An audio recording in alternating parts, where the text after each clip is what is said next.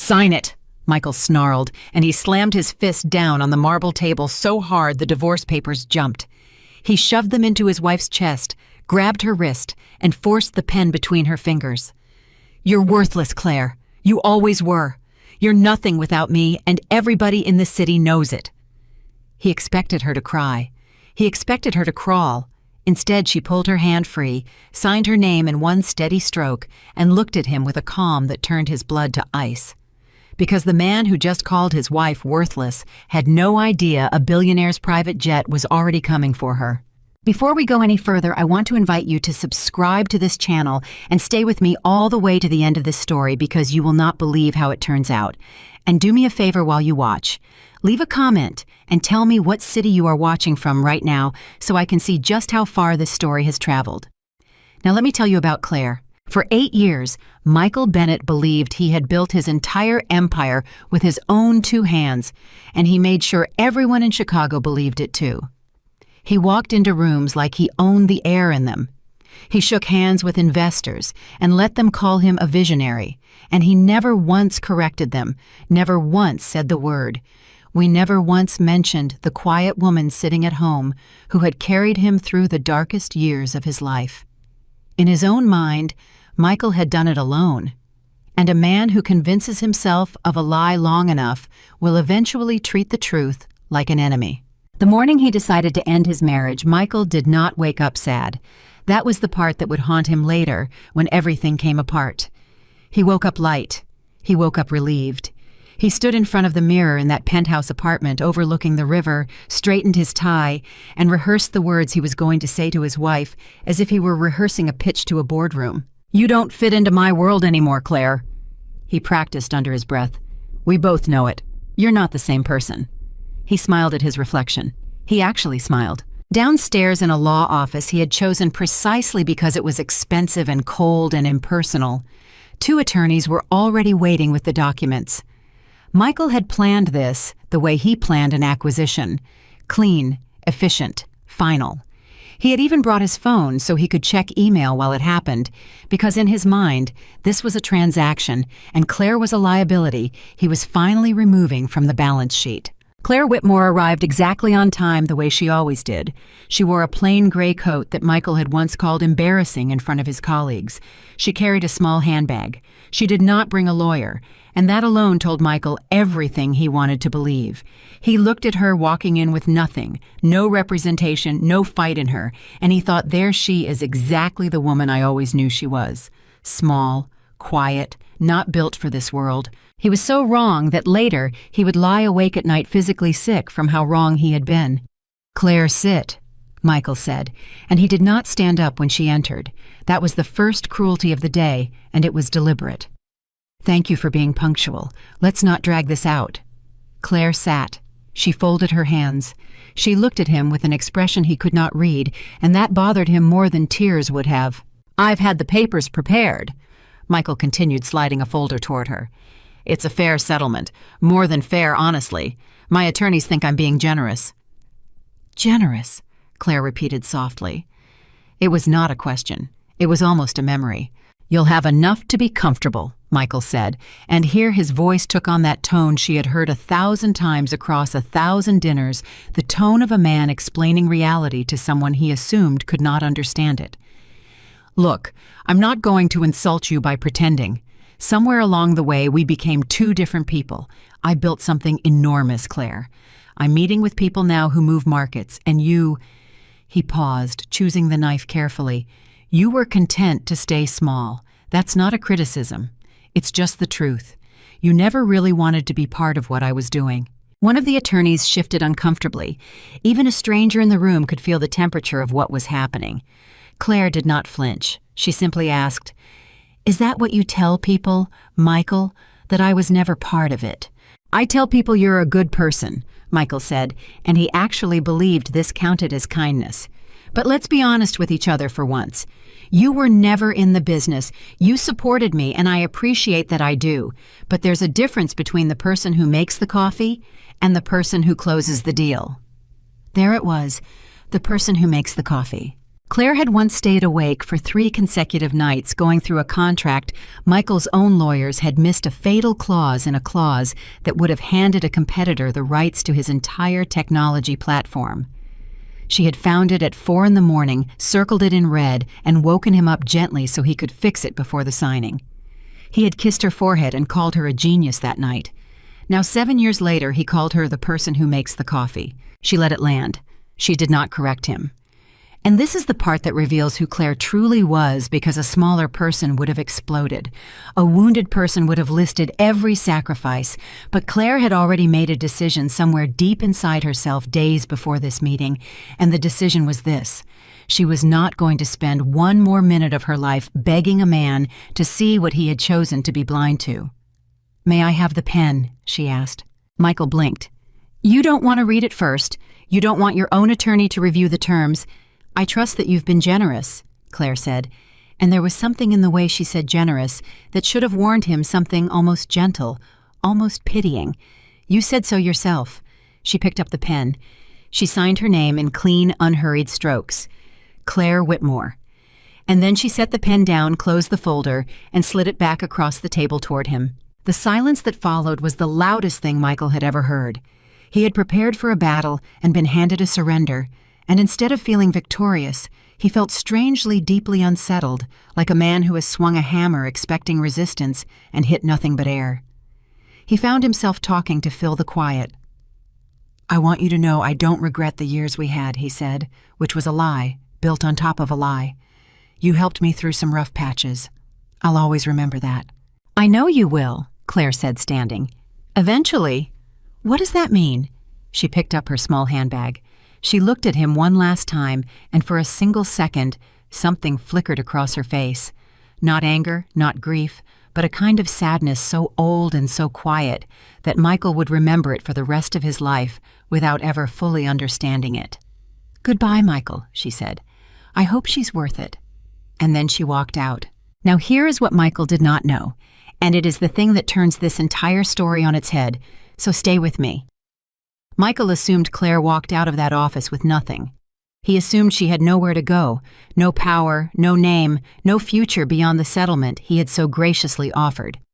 He built his whole understanding of her on a foundation of one simple belief that Claire Whitmore was an ordinary woman who had gotten lucky when she married him. Every single piece of that belief was false, but we will get to that. First, you need to understand what kind of man Michael became after she left, because a man's true character does not show up in how he treats people who can help him. It shows up in how he treats people he thinks can do nothing for him. And Michael, freed from the woman he considered dead weight, showed the world exactly who he was. Within a week of the divorce, Michael moved Lauren Hayes into the penthouse. Lauren was 31, an executive he had promoted twice in 18 months, a woman who laughed at every joke and touched his arm when he talked about his success, and never not once asked him a difficult question. Where Claire had challenged him, Lauren agreed with him. Where Claire had warned him, Lauren applauded him. And Michael, who mistook agreement for loyalty and applause for love, thought he had finally found the right kind of woman. "She actually understands me," he told his business partner David Chen over drinks that week. Claire never did. Claire was always so cautious, always finding problems. Lauren gets it. Lauren pushes me forward. David, who had known both women, swirled his glass and said carefully, "Claire found problems because Claire was usually right, Michael." Michael laughed it off. "Claire was afraid of everything. That's not vision, David, that's fear. You can't build an empire on fear." David did not laugh with him. David had watched Michael's company for 6 years, and David had noticed something that Michael refused to see, which was that ever since Claire had quietly stopped attending the late-night strategy sessions, ever since she had slowly withdrawn from the parts of the business, Michael pretended she was never part of the company, had started making mistakes. Small ones at first, a vendor contract that ran over budget, a market projection that missed, a hire that went bad. Nothing fatal on its own. But David had been in enough failing companies to recognize the smell of one, and lately when he walked into Michael's offices, he smelled it. "Just promise me something," David said. "Before you close the Redmond deal, run the numbers past someone who will tell you no, someone who isn't afraid to disagree with you." "I have a whole team of analysts," Michael said. "You have a whole team of people you pay," David said quietly. "That's not the same thing." Michael did not hear the warning. Michael never heard warnings anymore. That was the disease that had been growing in him for years, invisible and patient, the belief that he was smarter than everyone in every room, and the divorce had only made it worse, because now there was no one at home to say the word Michael had come to hate above all others. No. Meanwhile, Claire did not fall apart. This is important because Michael in his imagination pictured her collapsing, pictured her crying to friends, pictured her regretting. He needed her to be smaller than him even after she was gone, because that was the only way his story made sense. She did none of it. Claire drove out of the city that same afternoon. She did not go to a friend's couch or a cheap apartment. She drove north out past the suburbs, along a private road that most people in Chicago did not even know existed, up to a gated estate that sat on a bluff above the lake. She rolled down her window at the gate, and the guard, an older man who had known her since she was a girl, straightened up and smiled with a warmth Michael had never once shown her. "Miss Sterling," he said. "Welcome home. He's been expecting you." Miss Sterling. Claire Whitmore was a name she had chosen for herself years ago when she was 23, and desperate to be loved for who she was, and not for what she came from. Because Claire had been born into the Sterling family, one of the oldest and quietest private investment dynasties in America, a family whose name did not appear on skyscrapers because they preferred to own the land under them. The Sterlings did not seek attention. They did not need it. They controlled capital that shaped industries, and they did it from behind curtains through funds and foundations and holdings that most of the public would never trace back to a single family sitting on a bluff above Lake Michigan. And Claire was the youngest daughter of that family. She had grown up watching wealthy men treat people as instruments. She had watched her own suitors in her early 20s fall over themselves to impress her father while barely looking at her. She had watched men calculate her value in dollars before they ever asked about her heart. And so, at 23, exhausted and heartbroken by a world that saw her name before it saw her face, Claire Sterling made a decision that her family found reckless and that would define the rest of her life. She walked away from the name. She took her grandmother's maiden name, Whitmore. She got a job under it. She built a life under it. And she promised herself that the next man who loved her would love her for nothing but herself. Then she met a struggling young entrepreneur named Michael Bennett, a man with big dreams and empty pockets, a man who could not have cared less about a dynasty because he did not know one was standing in front of him. And Claire, for the first time in her life, felt seen. Not her money, not her name, her. So she gave him everything, her mind, her nights, her instincts, her heart. She helped him build his company from a rented room into a rising star, and she did it invisibly on purpose because she wanted it to be his. She fed him the introductions that saved him, and she let him believe they were luck. She caught the mistakes that would have ended him, and she let him believe he caught them.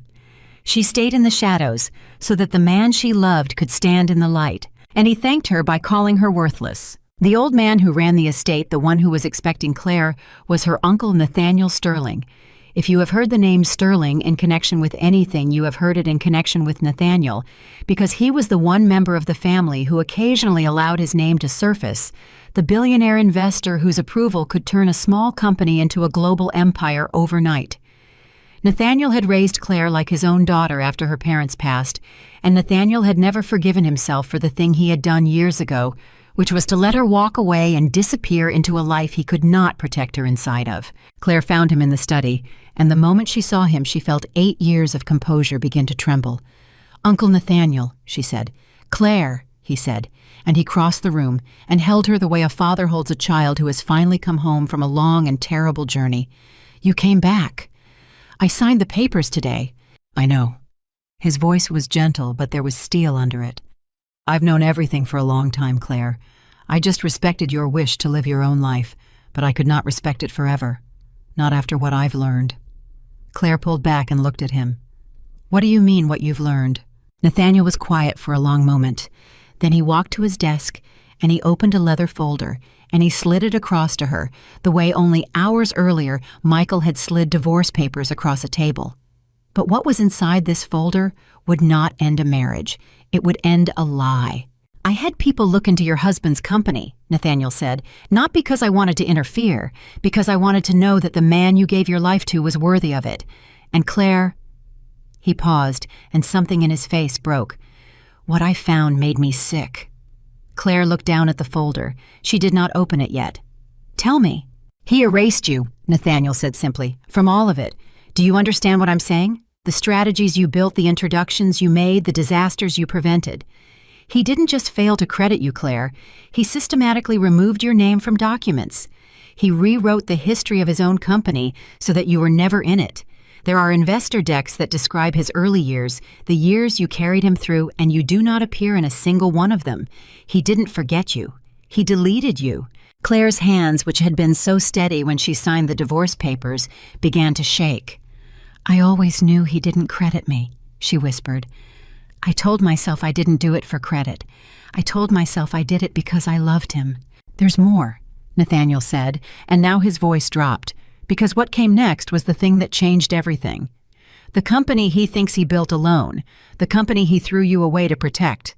Claire, it's collapsing. Right now, tonight, he's about to close a deal called Redmond, a leverage play so reckless that my analysts flagged it in an afternoon. If it goes through, and it will because there's no one left to stop him, it will destroy him within the year. Every warning sign you would have caught he is walking straight into, because he got rid of the one person who ever told him no. Claire sat down slowly. 8 years of silence, 8 years of being invisible, 8 years of being told she was small and cautious and afraid, and here was the truth laid bare on a billionaire's desk. She had not been holding Michael back. She had been holding him up. And the moment she let go, he had begun to fall, and he did not even know it yet. He's going to lose everything, she said quietly. Yes, Nathaniel said. And here's where you have to make a choice, Claire, because I can move faster than his collapse. I can be in that room. The Redmond people, the investors he's chasing, they would sell their souls for a meeting with a Sterling. I can walk into his world tomorrow. I can take everything he has and leave him with nothing, and I can do it in your name, so that the last thing he ever understands is that the woman he called worthless was the one who ended him. Nathaniel leaned forward. Say the word. Say it, and I will burn his empire to the ground for what he did to you. And this right here is the moment the whole story turns on, so listen closely, because most people at that table would have said yes. Most people, after 8 years of being erased, after being called worthless across a marble table, after signing away a marriage to a man who kissed a younger woman, before the ink was even dry, most people would have looked at a billionaire offering them total revenge and said, do it. Burn it all. Claire did not say yes. She sat in that study for a long time, and Nathaniel waited because he loved her enough to let her arrive at her own answer. And finally, Claire looked up, and there were tears in her eyes. But her voice was steady, the steadiest it had been all day. No, she said. Nathaniel blinked. No? I don't want you to destroy him, Claire said. I don't want revenge, Uncle Nathaniel. I've watched what revenge does to people our whole lives. I watched it eat men alive from the inside. That's not what I want. Then what do you want? Nathaniel asked, genuinely stunned, because in all his decades of power, he had rarely met anyone who turned down the chance to crush an enemy. Claire wiped her eyes, and she said the thing that would define everything that came after the thing that separated her from Michael more clearly than any amount of money ever could. I want the truth, she said. For 8 years, I lived inside a lie, and I let him tell it because I thought love meant staying invisible. I don't want to make him small the way he made me small. I don't want to become the thing that hurt me. I just want the world to finally see what actually happened. I want the truth to stand up on its own, Uncle Nathaniel. And if the truth destroys him, then it was always going to. But I won't be the one holding the match. Nathaniel stared at her for a long moment. And then slowly this hardened old titan of finance, a man who had ended careers over breakfast, began to smile, and his eyes grew wet, and he shook his head in something close to wonder. Your mother would be proud of you, he said quietly. God, Claire. You're the most powerful person I've ever met, and you don't even know it. Real power isn't destroying a man who wronged you. Real power is having every weapon in the world in your hand and choosing to set them down. So you'll help me, Claire asked. My way. I will help you your way, Nathaniel said. "But understand something. Your way is going to be harder. Because if you don't destroy him, if you let the truth do the work instead, then you have to go back into that world. You have to stand in the same rooms as him. You have to let people see you, Claire, the real you, the sterling you, and you've been hiding from that your whole life. Are you ready for that?" Claire was quiet. Because the honest answer was no. She was not ready. She had spent 20 years hiding from her own name, from the weight of it, from the way people's eyes changed when they learned who she was. She had built an entire identity, an entire marriage, an entire self around not being a sterling. And now, to reveal the truth of what Michael had done, she would have to reveal the truth of who she was. There was no separating them anymore. "I need a few days," she said finally. "Take them," Nathaniel said. "But Claire, the Redmond deal closes at the Investor Summit on Friday. Michael will be there. He'll be at the top of the world, thinking he's about to meet the mysterious Nathaniel Sterling who could make his empire global. He has no idea the Sterling he should have been afraid of has been sleeping in his bed for 8 years. Nathaniel's smile turned into something colder, something that reminded Claire he had not gotten where he was by being soft. "The plane will be ready Friday morning. If you want to be there, be there. If you want to stay here and let it play out from a distance, that's your choice too. But I'll tell you this. That man is about to walk into the most important room of his life, chasing a name he doesn't understand. And the name is going to walk in on your arm." Claire went to bed that night in a room she had not slept in since she was a girl, and she did not sleep. She lay awake and thought about Michael. And the strange thing was that she did not hate him. She had loved him too completely to hate him. She thought about the young man. He had been the one who used to bring her cheap flowers because they were all he could afford, the one who used to whisper, "We did it when a deal closed," back when he still remembered there was a we. She grieved that man. She grieved the marriage. And somewhere in the dark, she made peace with the fact that the man she had married had died a long time ago, and she had simply been too loyal to hold a funeral. Meanwhile, across the city, Michael was celebrating. He and Lauren stood on the penthouse balcony with champagne, and Michael was telling her about Friday, about the Investor Summit, about how this was the week everything changed. "They're saying Nathaniel Sterling himself might be there," Michael said, his eyes shining. "Do you understand what that means, Lauren? One meeting with Sterling and we go global. One handshake and I'm not a Chicago success story anymore. I'm a national one, a world one." "You deserve it," Lauren said, touching his arm. "You built all of this yourself. Nobody handed it to you." And Michael, drunk on champagne and delusion, said the words that would ring in his own ears like a curse for the rest of his life. "That's exactly right. Nobody handed me anything. I did this alone. Every bit of it. Alone." Behind him, his phone buzzed. It was David Chen, calling for the 4th time that day, calling to beg him one last time to run the Redmond numbers past someone who would tell him the truth. Michael looked at the screen, saw David's name, and silenced it. He did not want the truth tonight. He wanted the champagne. He wanted the balcony. He wanted the story he had told himself for 8 years, the beautiful lie that he was a self-made man who owed nothing to anyone. He silenced the call, turned back to Lauren, and raised his glass. "To me," he said.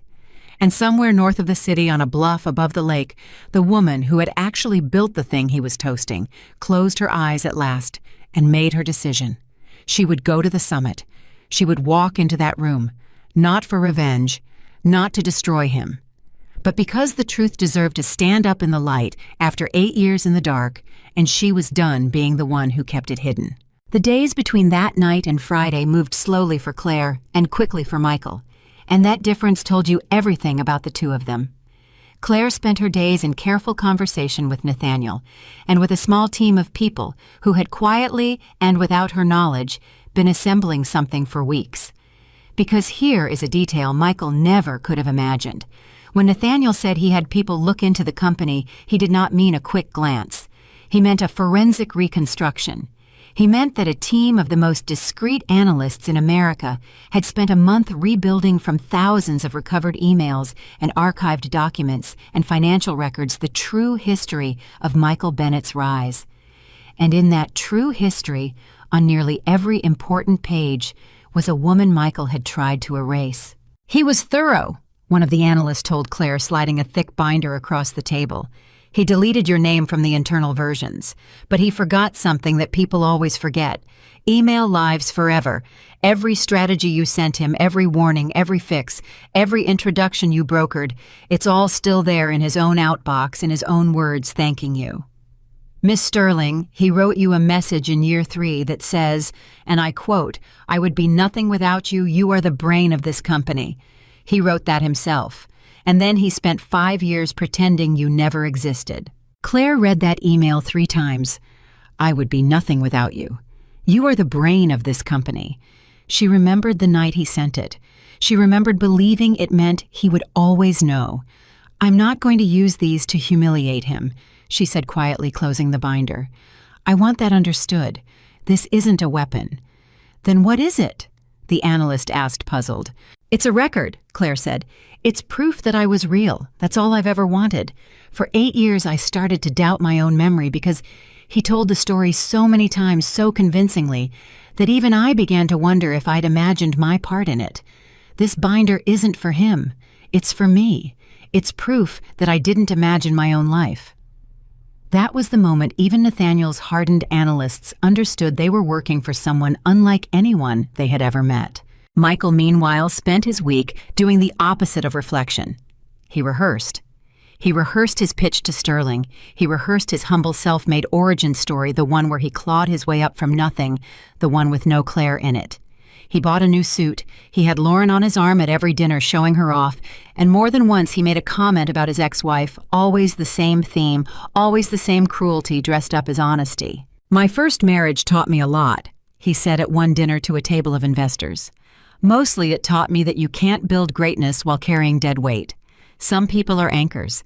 You have to be willing to cut the rope." The investors laughed politely, but David Chen, sitting at the end of the table, did not laugh. David had gone quiet all week ever since Michael silenced his 4th call, and David had started making his own quiet calls to people he trusted, asking the question that would soon detonate under Michael's feet. The question was simple. Has anyone actually verified the numbers behind the Redmond deal? And the answers David was getting back were not good. 2 nights before the summit, David finally reached Michael in person, cornering him after a meeting. "Michael, I need 10 minutes, David said. "It's about Redmond. The numbers don't hold. I've had 2 independent people look at it, and they both said the same thing. The debt structure is a trap. If the market moves even slightly against you, the whole thing implodes and takes the company with it. You cannot close this deal on Friday. Please, I'm begging you as your friend, not your partner. Walk away from Redmond." And Michael, who 6 years earlier would have listened, who 6 years earlier had a wife who taught him to listen, looked at David Chen with a flash of something ugly in his eyes. "You sound just like her," Michael said. "Like who?" "Like Claire," Michael said, and he said her name like it was a disease. "Always the problem. Always the risk. Always the reason not to do the big thing. You know what I finally learned, David? People like that don't protect you. They shrink you. And I am done being shrunk. Redmond closes Friday. If you don't have the stomach for it, maybe you don't have the stomach for where this company is going." David looked at his friend for a long moment, and then he said something Michael would replay in his mind 1,000 times in the year to come. "You know what your problem is, Michael? You think everyone who ever told you no was your enemy, but some of us were the only reason you survived." David straightened his jacket. "I'll be at the summit Friday. I'm going to watch you do this. And when it goes the way I know it's going to go, I want you to remember that I stood right here and I begged you not to." Then David walked away. And Michael, alone in the hallway, felt for one brief second something he had not felt in years. Doubt, a cold thread of it sliding down his spine.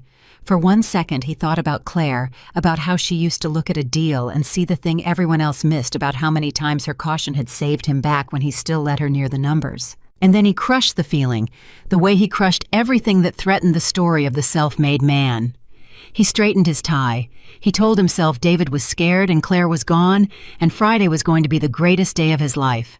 He was right about one thing. Friday was going to change his life. He was just wrong about how. Friday morning came gray and cold over the city, and it came bright and clear over the bluff above the lake. In the penthouse, Michael dressed like a man preparing for a coronation. He checked himself in the mirror the same way he had on the morning he ended his marriage, and he did not notice that the man looking back at him had a hardness around the eyes that had not been there when he was young and poor and loved. "Today's the day," he said to his reflection. North of the city, Claire stood on a private airfield beside a jet with the Sterling name nowhere on it because the Sterlings never put their name on anything, and Nathaniel took her hand. "Last chance to change your mind," he said gently. "We can turn around. You've been through enough. No one would blame you for staying home." Claire looked at the jet. She looked at the sky. She thought about the young woman who had walked away from her own name 20 years ago because she was so tired of being seen as a fortune instead of a person. And she thought about the woman she had been for the last 8 years, invisible in her own marriage, erased from her own work, told across a marble table that she was worthless. "I've spent my whole life disappearing," Claire said. "First to be loved for who I am, and then to let a man I loved take all the credit. I'm done disappearing, Uncle Nathaniel, not because I want to be seen, because I'm tired of being unseen. There's a difference." Nathaniel squeezed her hand. "Yes," he said softly. "There is." They boarded the plane, and as the jet lifted off and turned south toward the city, toward the summit, toward the room where Michael Bennett was about to have the single worst and most important awakening of his entire life, Claire looked out the window at the clouds and felt for the first time in 8 years something loosen in her chest. Not happiness exactly, not yet, but the beginning of it. The feeling of a person who has finally stopped running from herself. At the summit, the ballroom filled with the most powerful people in Chicago finance.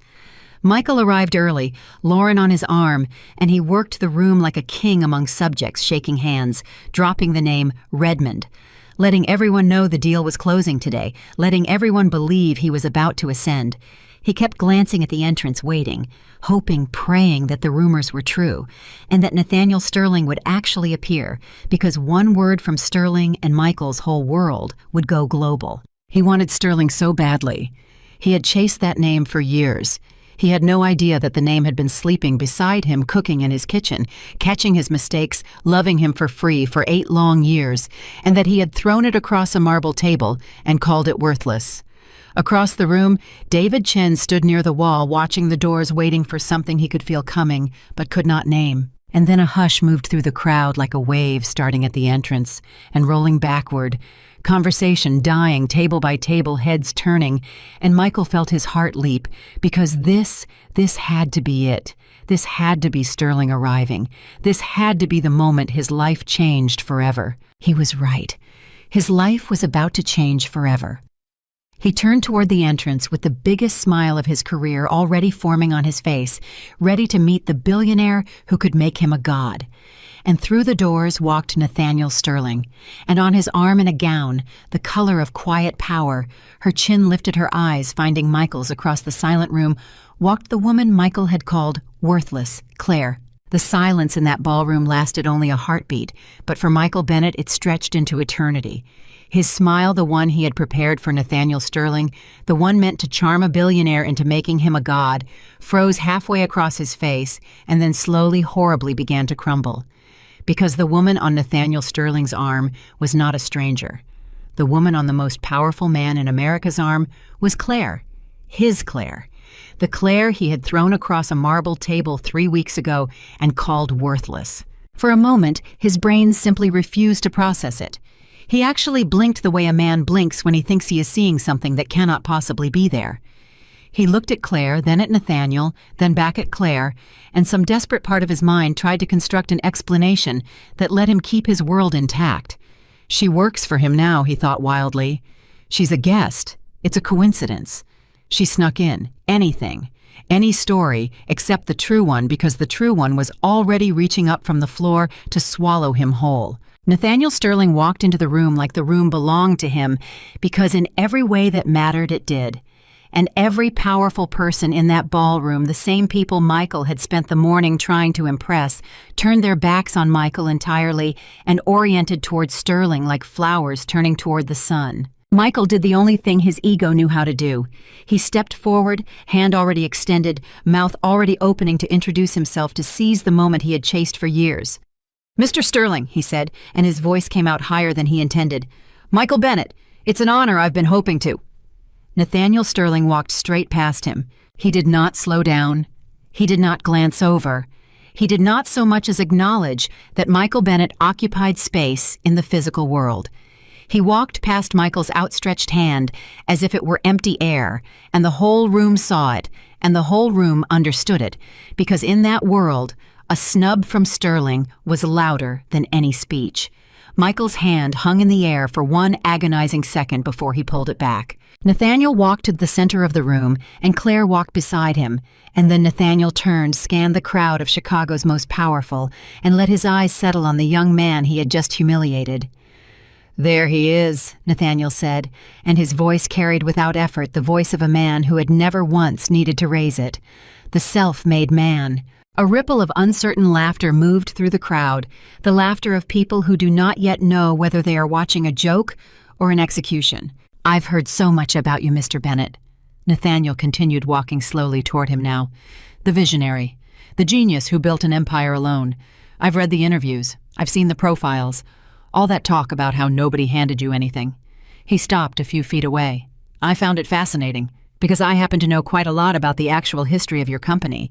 More, I suspect, than you'd like anyone in this room to know." Michael's throat had gone dry. "I'm not sure what you mean, sir." "No?" Nathaniel said softly.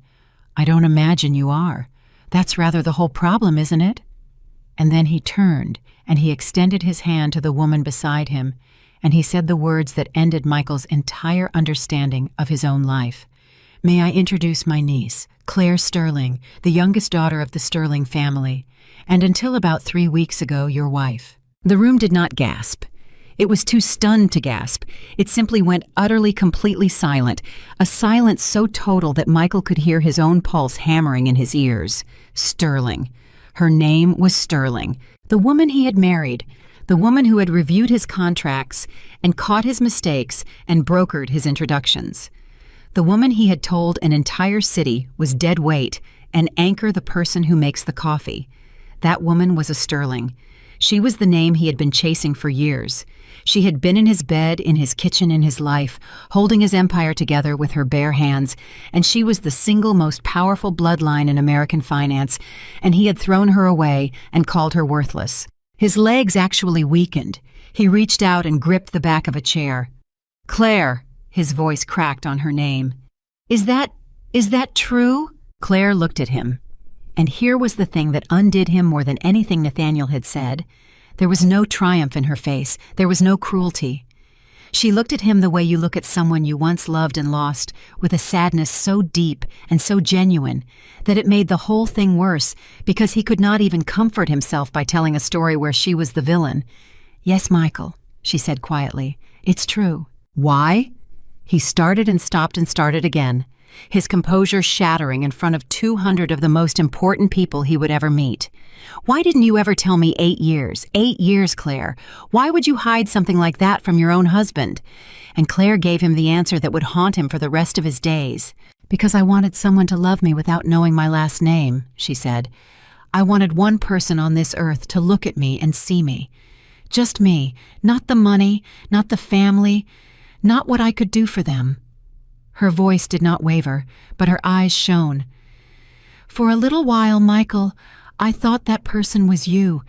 When you were poor and hungry, and you used to whisper we did it. I thought I'd found the one man who loved me for nothing but myself." She paused. "I was wrong. You didn't love me without my name. You just didn't know I had one. And the moment you decided I couldn't do anything more for you, you threw me across a table like garbage. So no, I never told you, because you were never safe enough to tell." Somewhere in the crowd, a woman put her hand over her mouth. Michael stood there gripping the chair, and for the first time in 8 years, he had absolutely nothing to say.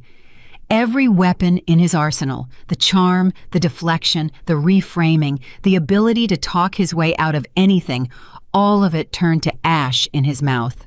Because you cannot talk your way out of the truth when the truth is standing in front of a room full of witnesses wearing a gown the color of quiet power. And then Lauren Hayes, who had been standing beside Michael this entire time, made a sound. A small, involuntary sound, the sound of a woman watching the ground open up beneath the man she had bet her future on. She took a half step away from him. It was tiny. It was instinctive. But Michael felt it. He felt her weight shift away from him, and he understood in that instant exactly what Lauren was. Not a partner, not a love, an investor who had just watched her stock collapse. "Lauren," he said, turning to her. But Lauren was not looking at him anymore. Lauren was looking at Nathaniel Sterling, at Claire Sterling, at the 200 most powerful people in Chicago, and Lauren was doing exactly the kind of rapid cold calculation that Michael himself had taught her to do. She was calculating how to survive this. And the answer she arrived at did not include him. "Michael, I think I should go," she whispered. Go where Lauren don't."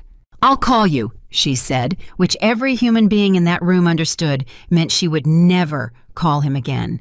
And she gathered herself and slipped backward into the crowd, and just like that, the woman he had thrown his marriage away for evaporated at the first sign of trouble. 3 weeks. His new life had lasted 3 weeks. Michael watched her disappear, and something in his chest caved in.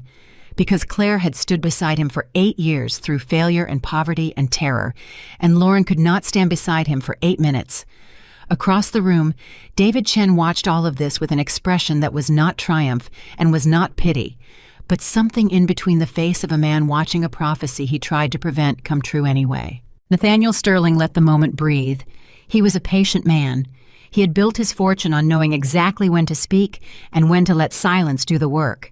And when he judged that Michael had absorbed enough, he spoke again, and now his voice was almost gentle, which was somehow more terrifying than anger. "Mr. Bennett, I want you to understand something because I think it's the only thing that might ever get through to you." He walked closer. "For 3 weeks, I have had the power to end you, completely. I could have bought your debt. I could have called the men behind your Redmond deal, all of whom answer to me eventually, and had them walk away this morning. I could have made certain that by tonight you owned nothing but the suit on your back. I want you to sit with that. I have been able to erase you as easily as you erased my niece from your company records." Michael's face went white. "The Redmond deal." "We'll get to Redmond," Nathaniel said. "Oh, we will absolutely get to Redmond. But first I want you to know why I haven't destroyed you. Do you want to know why a man who could turn your entire life to dust chose not to—" He glanced at Claire. "It's because she asked me not to." Michael turned to look at his ex-wife. "That's right," Nathaniel said. 3 weeks ago, I sat across from her and I offered to burn everything you have to the ground and hand you the ashes. I offered to do it in her name so that the last thought in your head would be that the woman you called worthless was the one who ended you. And do you know what she said?" Nathaniel's voice dropped. "She said no. She said she didn't want revenge. She said she just wanted the truth. This woman you humiliated, held a knife over your throat and chose to set it down. And you stood in this very room an hour ago telling investors that you built your life alone." He shook his head slowly. "You've never in your life understood what was standing next to you." Michael looked at Claire, and his eyes were wet now, and it was not an act because for the first time in years, the mask had been ripped so completely off his face that there was nothing left to perform with. "Claire, he began. "Not here," Claire said quietly. "Whatever you're about to say, not here, not in front of all these people. That would just be one more performance, Michael, and I'm done watching you perform." She glanced around the room. "These people don't need to watch you apologize. They need to understand what actually happened. That's why I came, not for you, for the truth." And then Nathaniel Sterling turned to address the entire room, and what he did next was the twist that no one, least of all Michael, had seen coming. "Ladies and gentlemen," Nathaniel said, "many of you came here today because you heard I might attend. Some of you came hoping to do business with the Sterling family, and I want to be direct with you because my time is valuable, and so is yours. The Sterling family is prepared to make a significant investment in the future of this city's technology sector, a very significant one." A current of hunger moved visibly through the crowd. "But we will not be investing in Michael Bennett's company. Not as it is currently structured. Not while it is run by a man who fired the only person who ever made it worth anything." Michael felt the floor tilt. "However," Nathaniel continued, and he let the word hang there. I do believe there is real value in what that company was built on, because I've seen the true architecture of it. I've seen who designed the strategies. I've seen who caught the mistakes that would have killed it in year 2, year 3, year 5. I've read the emails. And so the Sterling family is prepared to invest, heavily, on one condition. He looked directly at Claire, that the person who actually built this company is the person who leads it forward. The room erupted not in noise, but in the frantic electric energy of 200 powerful people, all realizing at once that the world had just reorganized itself, that the quiet woman they had never noticed was suddenly the most important person in the building, that fortunes were about to be made and lost based on whose side they landed on in the next 60 seconds. And Michael, standing in the wreckage of everything he had ever believed about himself, understood the full and terrible shape of what was happening. It was not that Claire had come to destroy him, that he could have understood, that he could have fought. No, Claire had come to reveal him. And there is no fighting revelation. You cannot argue with the truth once it is standing in the light. The company he thought was his had never really been his. The empire he had built alone had never been built alone, and the woman he had needed most was the very woman he had convinced the world he never needed at all. Claire, he said, and his voice was barely a whisper now, all the arrogance drained out of it, leaving behind something almost like the young man she had married.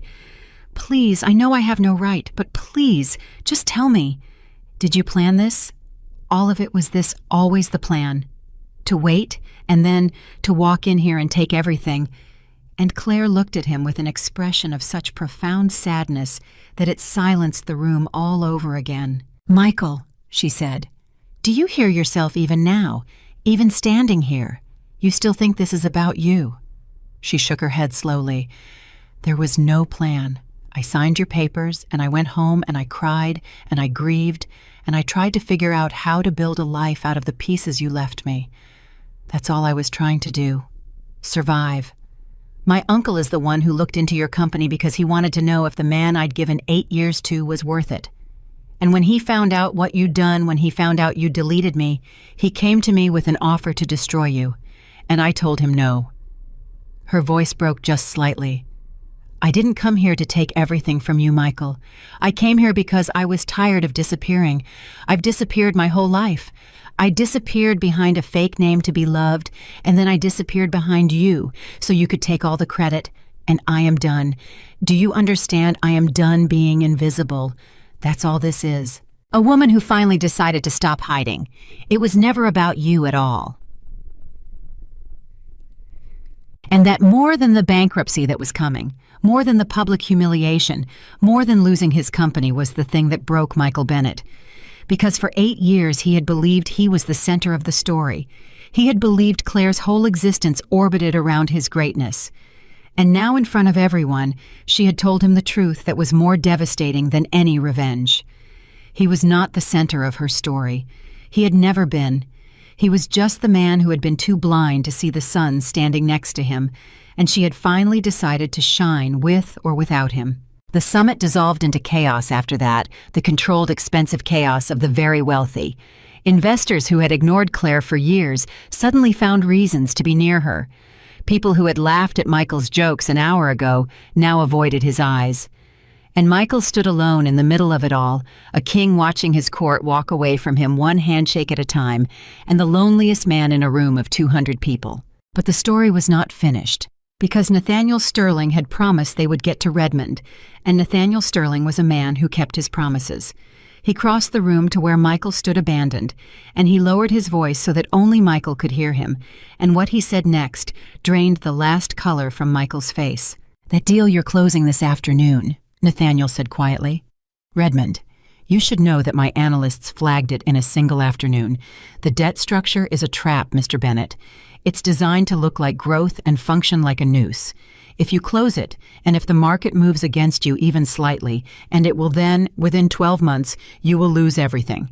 Not just the company, everything. Your home, your name, the whole illusion." He paused. "Your friend Mr. Chen tried to tell you this, repeatedly. You called him an anchor, I believe, the same word you used for my niece." Michael's eyes darted across the room to David, who met his gaze steadily. "How do you know that?" Michael whispered. "How do you know what I said to David?" "Because when a man is drowning," Nathaniel said, "the people who tried to save him tend to find each other." He straightened his jacket. "Here is the situation you are in, Mr. Bennett, and I am going to lay it out plainly because you have never in your life understood a thing until it was too late. In 1 hour, you have a choice. You can walk into that side room and close the Redmond deal, and you can hold on for a few more months to the fantasy that you are a self-made emperor. And then it will collapse and you will lose everything, and no one in this city will lift a finger to catch you because they all just watched you snub in this very room. Or," Nathaniel let the word land, "you can walk away from Redmond. You can admit the deal was a mistake, and you can let the truth of what your company actually is and who actually built it come into the light." "And if I do that," Michael said slowly, "what happens to me, that," Nathaniel said, "is up to her." He nodded toward Claire. And Michael understood finally the full and complete reversal of his life. 3 weeks ago, he had held all the power. He had slid papers across a table and decided his wife's fate with a smile. And now in this room, in front of everyone, his entire future rested in the hands of the woman he had discarded. Not because she had seized power over him, but because he had spent 8 years handing her the very tools that would have saved him and then thrown her away. And now the only person in the world with the knowledge and the standing and the reason to help him was the one person he had wronged the most. He looked at Claire across the crowded room, and he did something he had not done in years, something he had genuinely forgotten how to do. He stopped performing. He stopped calculating. He walked toward her slowly, past the investors and the whispers and the wreckage of his reputation. And when he reached her, he did not offer a speech. He did not offer a defense. He simply stood in front of her, stripped of everything he had used to hide behind, and he said the truest words he had spoken in 8 years. "You were right about all of it," he said. "The contracts, the mistakes, the Redmond deal, you would have caught it. You always caught everything. And I spent years telling everyone I did it alone because I was terrified that if I admitted the truth, if I admitted I needed you, then it would mean I wasn't the man I told everyone I was." His voice shook. "I didn't call you worthless because you were worthless, Claire. I called you worthless because you were the only person who knew I wasn't." The room had gone quiet again. Even the investors had stopped moving. Claire looked at him for a long, long moment. And whatever she saw in his face, it was enough to make her own composure finally crack just a little, just enough for a single tear to escape and run down her cheek. Because she had waited 8 years to hear him say those words, and now that he had finally said them, she understood something that was almost unbearable. It was too late. Not because she wanted revenge, not because she was cruel, but because you cannot unknow a truth once you've learned it, and she had learned that the man she loved could only tell the truth after he had lost everything that made the lie worthwhile. "I believe you," she said softly. "I believe that you mean it. And that might be the saddest part of all, Michael. Because you couldn't say it when it would have saved us. You could only say it when there was nothing left to protect." She wiped the tear away. "I'm not going to destroy you. I already told my uncle that, and I meant it. But I'm also not going to save you the way I used to by disappearing so you could look strong. Those days are over. If you want to survive what's coming, you're going to have to do the one thing you've never done in your entire life." "What?" Michael whispered. "Tell the truth," Claire said. "Out loud, in front of all these people. Walk into that room and kill the Redmond deal, and then come back out here and tell every person in this ballroom the real story of how your company was built. Not the story where you did it alone, the true one." Her eyes held his. "Do that, and I'll consider helping you rebuild something honest. Refuse, and I'll walk out that door and you'll never see me again. And you'll lose everything within the year, exactly the way my uncle said you will. That's the choice. And Michael." She stepped closer, and her voice dropped so that it was only for him. "For once in your life, it's not a choice about power or image or what people will think. It's a choice about who you actually are. So who are you? The man who threw me across a table, or the man who used to whisper, 'We did it when he still had a soul'?" And she stepped back, and she folded her hands, and she waited. The entire ballroom waited. Nathaniel Sterling waited, his face unreadable. David Chen across the room waited, hardly daring to breathe. And Michael Bennett stood at the exact center of his own reckoning, with the Redmond deal in one direction and the truth in the other, with everything he had ever pretended to be on one side and everything he had thrown away on the other, and he understood that whatever he did in the next 60 seconds would define not just his company, not just his fortune, but the answer to the only question that had ever really mattered, the question he had spent his entire life running from. Who was he when the applause stopped and the lie fell away, and the only thing left standing in front of him was the woman he had wronged and the truth he had buried? He looked at Claire. He looked at the door to the room where the Redmond deal was waiting. He looked back at Claire. And then, with 200 of the most powerful people in Chicago watching with his entire life balanced on a knife's edge, Michael Bennett opened his mouth to give his answer. "I'll do it," Michael said. The words came out quiet, almost inaudible, but in that silent ballroom they landed like a gunshot. 200 people heard them. And Michael himself heard them, and he was almost as shocked as everyone else, because for the first time in his adult life, he had made a decision that was not calculated to make him look good. It was simply true. "I'll kill the Redmond deal," he said louder now, "and I'll tell them the truth, all of it." Claire's expression did not change, but something behind her eyes shifted, a flicker of something she quickly buried, because she had learned long ago not to trust Michael's promises until they had survived contact with his pride. "Then go," she said simply. "The room's that way. I'll be right here when you come out." Michael turned. And here is the thing that nobody in that ballroom understood except Nathaniel Sterling, who watched with the careful eyes of a man who had spent a lifetime reading the exact moment a person breaks. Walking into that side room to kill the Redmond deal was for Michael harder than losing his marriage, because the Redmond deal was the last brick holding up the entire cathedral of the lie he had built about himself. Kill it. And he was admitting that David was right, that Claire was right, that the great self-made emperor had been about to walk off a cliff because he was too arrogant to look down.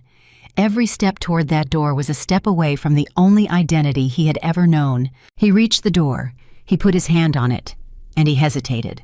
And in that hesitation, the old Michael surged back up from somewhere deep inside the Michael who had spent 8 years erasing his wife's name from documents, and a voice in his head hissed at him.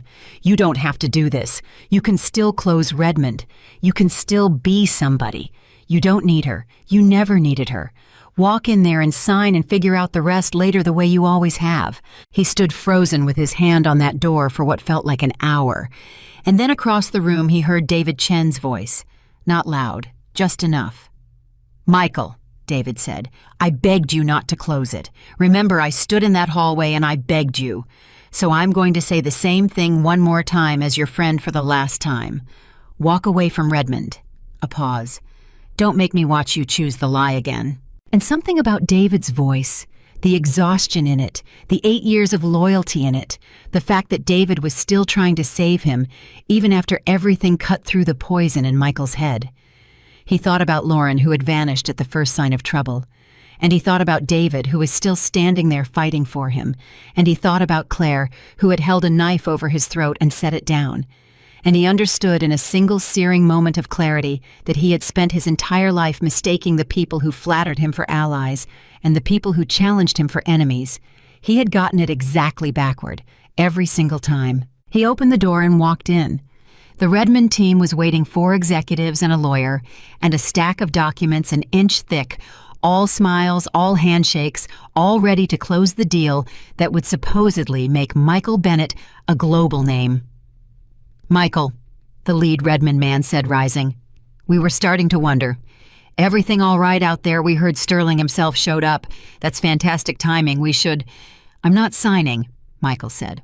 The room went still. "I'm sorry, what—" "The deal's dead," Michael said. His voice was shaking, but it did not stop. "The debt structure is a trap. I've known it for a while, honestly. I had people warning me for weeks, and I ignored them because I wanted the deal more than I wanted the truth. But I'm not going to sign a noose and call it a necklace. So no, there's no deal. I'm walking away." The lead Redmond man's smile curdled into something ugly. You understand you're throwing away the biggest opportunity of your career. You understand what this does to your reputation. People are going to say, Michael Bennett got cold feet. People are going to say you couldn't close. Let them say it, Michael said. And even as he said it, he felt something strange happening inside his chest. A loosening, a lightness, the same lightness he had felt on the morning he decided to divorce Claire. Except this time, it was not the lightness of a man abandoning his conscience. It was the lightness of a man picking it back up after 8 years of carrying nothing at all. Let them say whatever they want. I'd rather be a man who walked away from a bad deal than a man who signed a good-looking lie. And he walked out of that room, and he left the biggest deal of his career dead on the table behind him, and for the first time in longer than he could remember, he felt clean. But the hardest part was still ahead of him, and he knew it. He walked back into the ballroom, and every eye turned to him, and Claire was standing exactly where she said she would be, and Nathaniel was beside her with an expression Michael could not read. "It's done," Michael said. "Redmond's dead. I killed it." A murmur moved through the crowd. Some of it was shock. Some of it, Michael realized with a jolt, was something else, something like respect. Because in that room full of people who worshipped winners, there was a strange and grudging admiration for a man who had just publicly walked away from a fortune to avoid signing a lie. But Claire did not congratulate him. She simply nodded once and said the words he had been dreading. "Now the rest," she said, "the truth, out loud, to all of them." Michael looked out at the 200 faces. The investors, the reporters he now noticed at the edges of the room, phones already recording, the people he had spent years lying to. And he understood that killing Redmond had been easy compared to this, because Redmond was just money, and this was his whole identity, the beautiful fiction of the self-made man, the story he had told so many times he had come to believe it himself. He almost couldn't do it. He stood there and his mouth went dry, and the old instinct to spin, to reframe, to find the version of the story that made him look good, rose up one final time. And then he looked at Claire, and he stopped fighting himself. "My name is Michael Bennett," he began, and his voice carried across the silent room. "And for 8 years, I've told all of you a story about how I built my company alone, about how nobody handed me anything, about how I was a self-made man." He swallowed. It was a lie. Every word of it was a lie. The room did not breathe. "When I started, I was nothing. I had big dreams and empty pockets, and I was about to fail the way most people fail, quietly and completely. And then I met a woman." He looked at Claire and his voice cracked. "She reviewed my contracts when I couldn't afford a lawyer. She stayed awake with me through 3 failed projects. In our 3rd year, my own attorneys missed a clause in a deal that would have handed my entire technology platform to a competitor, and she found it at 4 a.m, circled it in red, and saved my company before I even knew it was dying. Every major investor I ever landed in those early years, she's the one who opened the door. Every disaster I avoided, she's the reason I avoided it."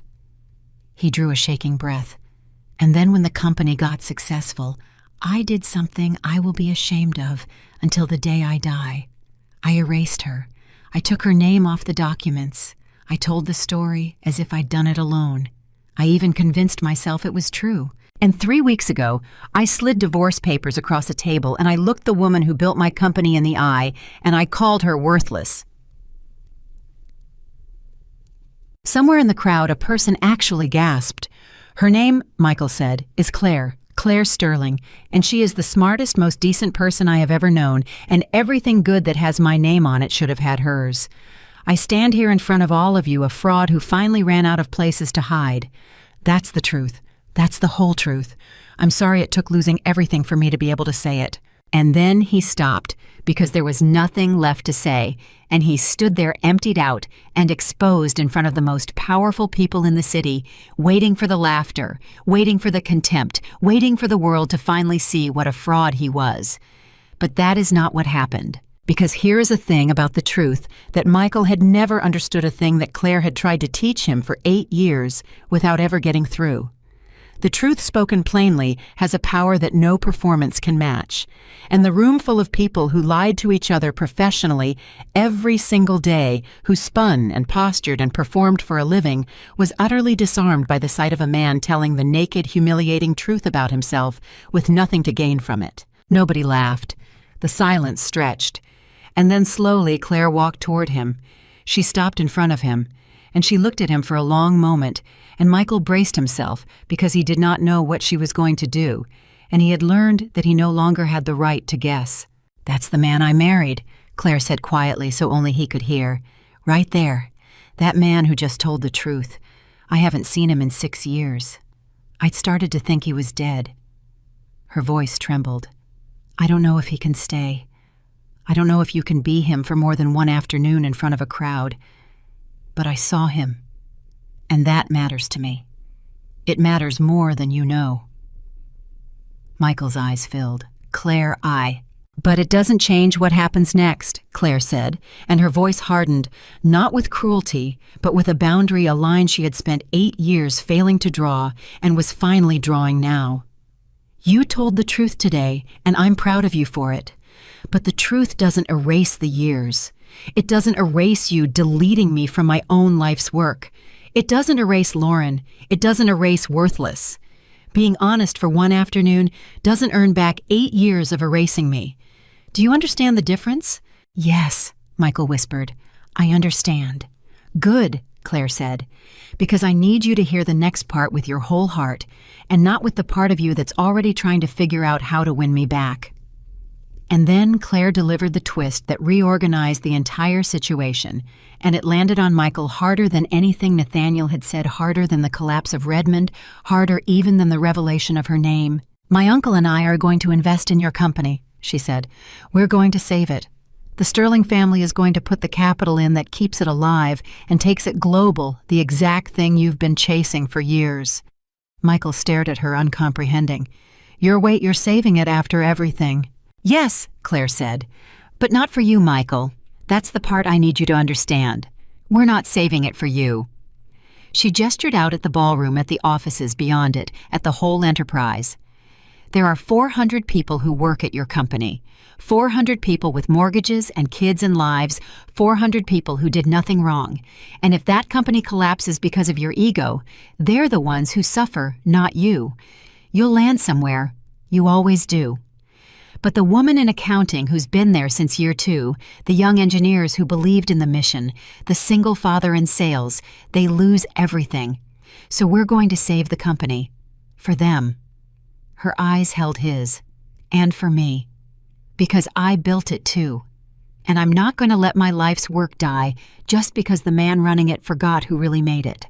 Michael understood then with a slow dawning horror that was also strangely a kind of relief exactly what had happened to him. He had lost. He had lost completely. But he had not been destroyed. He had been reduced. The company would survive, but it would survive because of Claire, and everyone would know it, and he would spend the rest of his career as the man who nearly killed the thing his wife built. It was the perfect justice, and the cruel thing about it was that it wasn't cruel at all. It was simply the truth, finally allowed to determine the outcome. "There's a condition," Nathaniel Sterling said, stepping forward.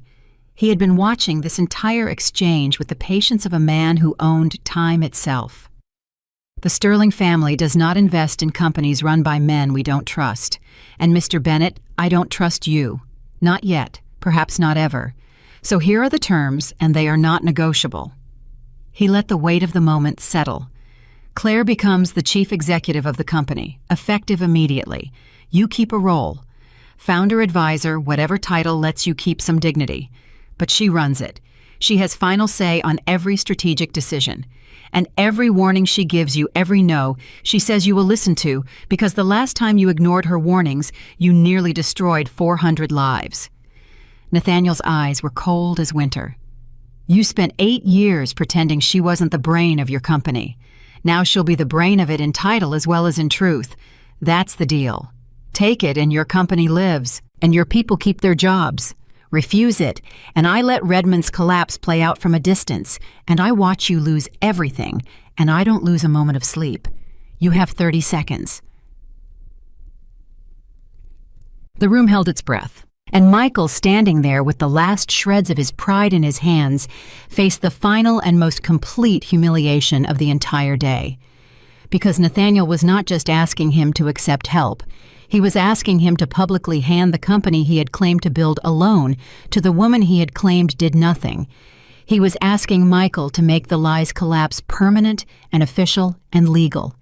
Every day for the rest of his career, Michael would walk into that office and see Claire Sterling's name on the door where his used to be, and he would know exactly why it was there. It was the hardest thing anyone had ever asked him to do. He looked at Claire, and he searched her face for some sign of triumph, some flash of the vindication she was surely entitled to, some evidence that this was the revenge she had claimed not to want. And he found none. He found only that same steady, sad, patient gaze, the gaze of a woman who was not enjoying his downfall, who took no pleasure in his humiliation, who was simply finally doing the right thing, whether or not it happened to also be the just thing. And that, more than anything else, was what broke the last of Michael's resistance. Because if she had been gloating, he could have refused out of spite. If she had been cruel, he could have called it revenge and walked away with his wounded pride intact. But she wasn't. She was just right. She had always been right. And the only dignified thing left for him to do, the only thing that even resembled the man he wanted to be, was to say yes. "I accept," Michael said. "All of it. Claire runs the company. I'll follow her lead." And then quieter, just to her, "You should have been running it from the beginning. We both know that. I just wasn't brave enough to admit it." Claire closed her eyes for a moment, and when she opened them there was a single tear on her cheek, and Michael understood that it was not a tear of victory. It was a tear of grief. Grief for the 8 years. Grief for the marriage. Grief for the man he could have been if he'd found this honesty 6 years earlier, when it might have saved not just the company, but the two of them. "Okay," she said softly. "Okay, Michael. Then we have a lot of work to do." Nathaniel Sterling clapped his hands together once, and the sound broke the spell over the room, and just like that, the tension shattered into the ordinary chaos of business. Lawyers materialized. Investors surged forward, suddenly desperate to be part of a Sterling-backed company, led by a Sterling, the very people who had turned their backs on Michael an hour ago, now clamoring to shake Claire's hand. Reporters typed frantically. The story of the day, the story that would be all over the financial press by nightfall, was already writing itself. The quiet wife who turned out to be a Sterling. The self-made man who confessed he'd built nothing alone. The billionaire's private jet. The public reckoning. And in the middle of all of it stood Claire, no longer invisible, no longer hiding behind a fake name or a husband's shadow, finally, completely, undeniably seen. But there was one more moment in that ballroom that mattered more than all the deals and all the headlines, and it happened in a quiet corner while the chaos swirled around them. David Chen found Michael standing alone, watching Claire work the room, watching her be everything he had spent 8 years pretending she wasn't. "You did the right thing," David said quietly. "Killing Redmond, telling the truth, taking the deal. I didn't think you had it in you, honestly." "Neither did I," Michael admitted. He was quiet for a moment. "David, I called you an anchor. I said you didn't have the stomach for where the company was going. After 8 years of you having my back." He shook his head. "Why are you even still standing here?" David considered the question. "Because I remember who you used to be," he said. "Before the money, before the profiles calling you a genius. You used to be a guy who bought his wife cheap flowers because that's all he could afford, and who couldn't stop smiling when a deal closed because he couldn't believe his luck. Somewhere along the way, that guy got buried under a pile of press clippings." David clapped him on the shoulder.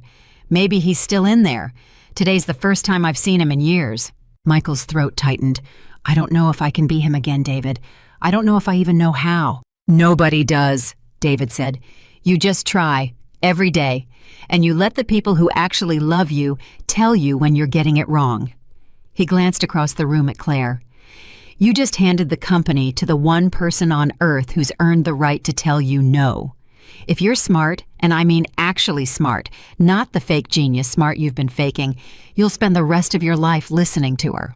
And Michael, watching his ex-wife stand in the light she had been denied for 8 years, understood that David was right. understood that the greatest gift left to him was not the survival of his company or his fortune or his name. It was the chance, however slim, however undeserved, to become the kind of man who could stand next to a person like Claire without needing to make her smaller. He did not know yet whether he could do it. The old Michael was not dead. He could feel him still coiled somewhere inside, whispering that this was all a humiliation, that he had been beaten, that a real man would have found a way to win. The work of becoming someone new would not be finished in a ballroom in a single afternoon. It would take years, and it would be the hardest thing he ever did, harder than building the company, harder than any deal. But for today in this room, he had told the truth. He had walked away from the lie. He had handed the crown to the person who had always deserved it. And that was a beginning. Across the room, as the investors clamored, and the reporters scribbled, and the whole world reorganized itself around her, Claire Sterling caught Michael's eye for just a moment through the crowd. She did not smile. It was too soon and too complicated and too full of grief for smiling. But she gave him a small nod, an acknowledgement, a recognition that whatever came next, something real had happened here today, something true after 8 years of lies. And Michael nodded back. Then Claire turned back to the work, to the 400 people whose livelihoods she had just decided to save, to the company she would now rebuild in the open as the person who had always secretly built it. She had walked into that ballroom, a discarded wife, with a signed divorce decree and a borrowed name.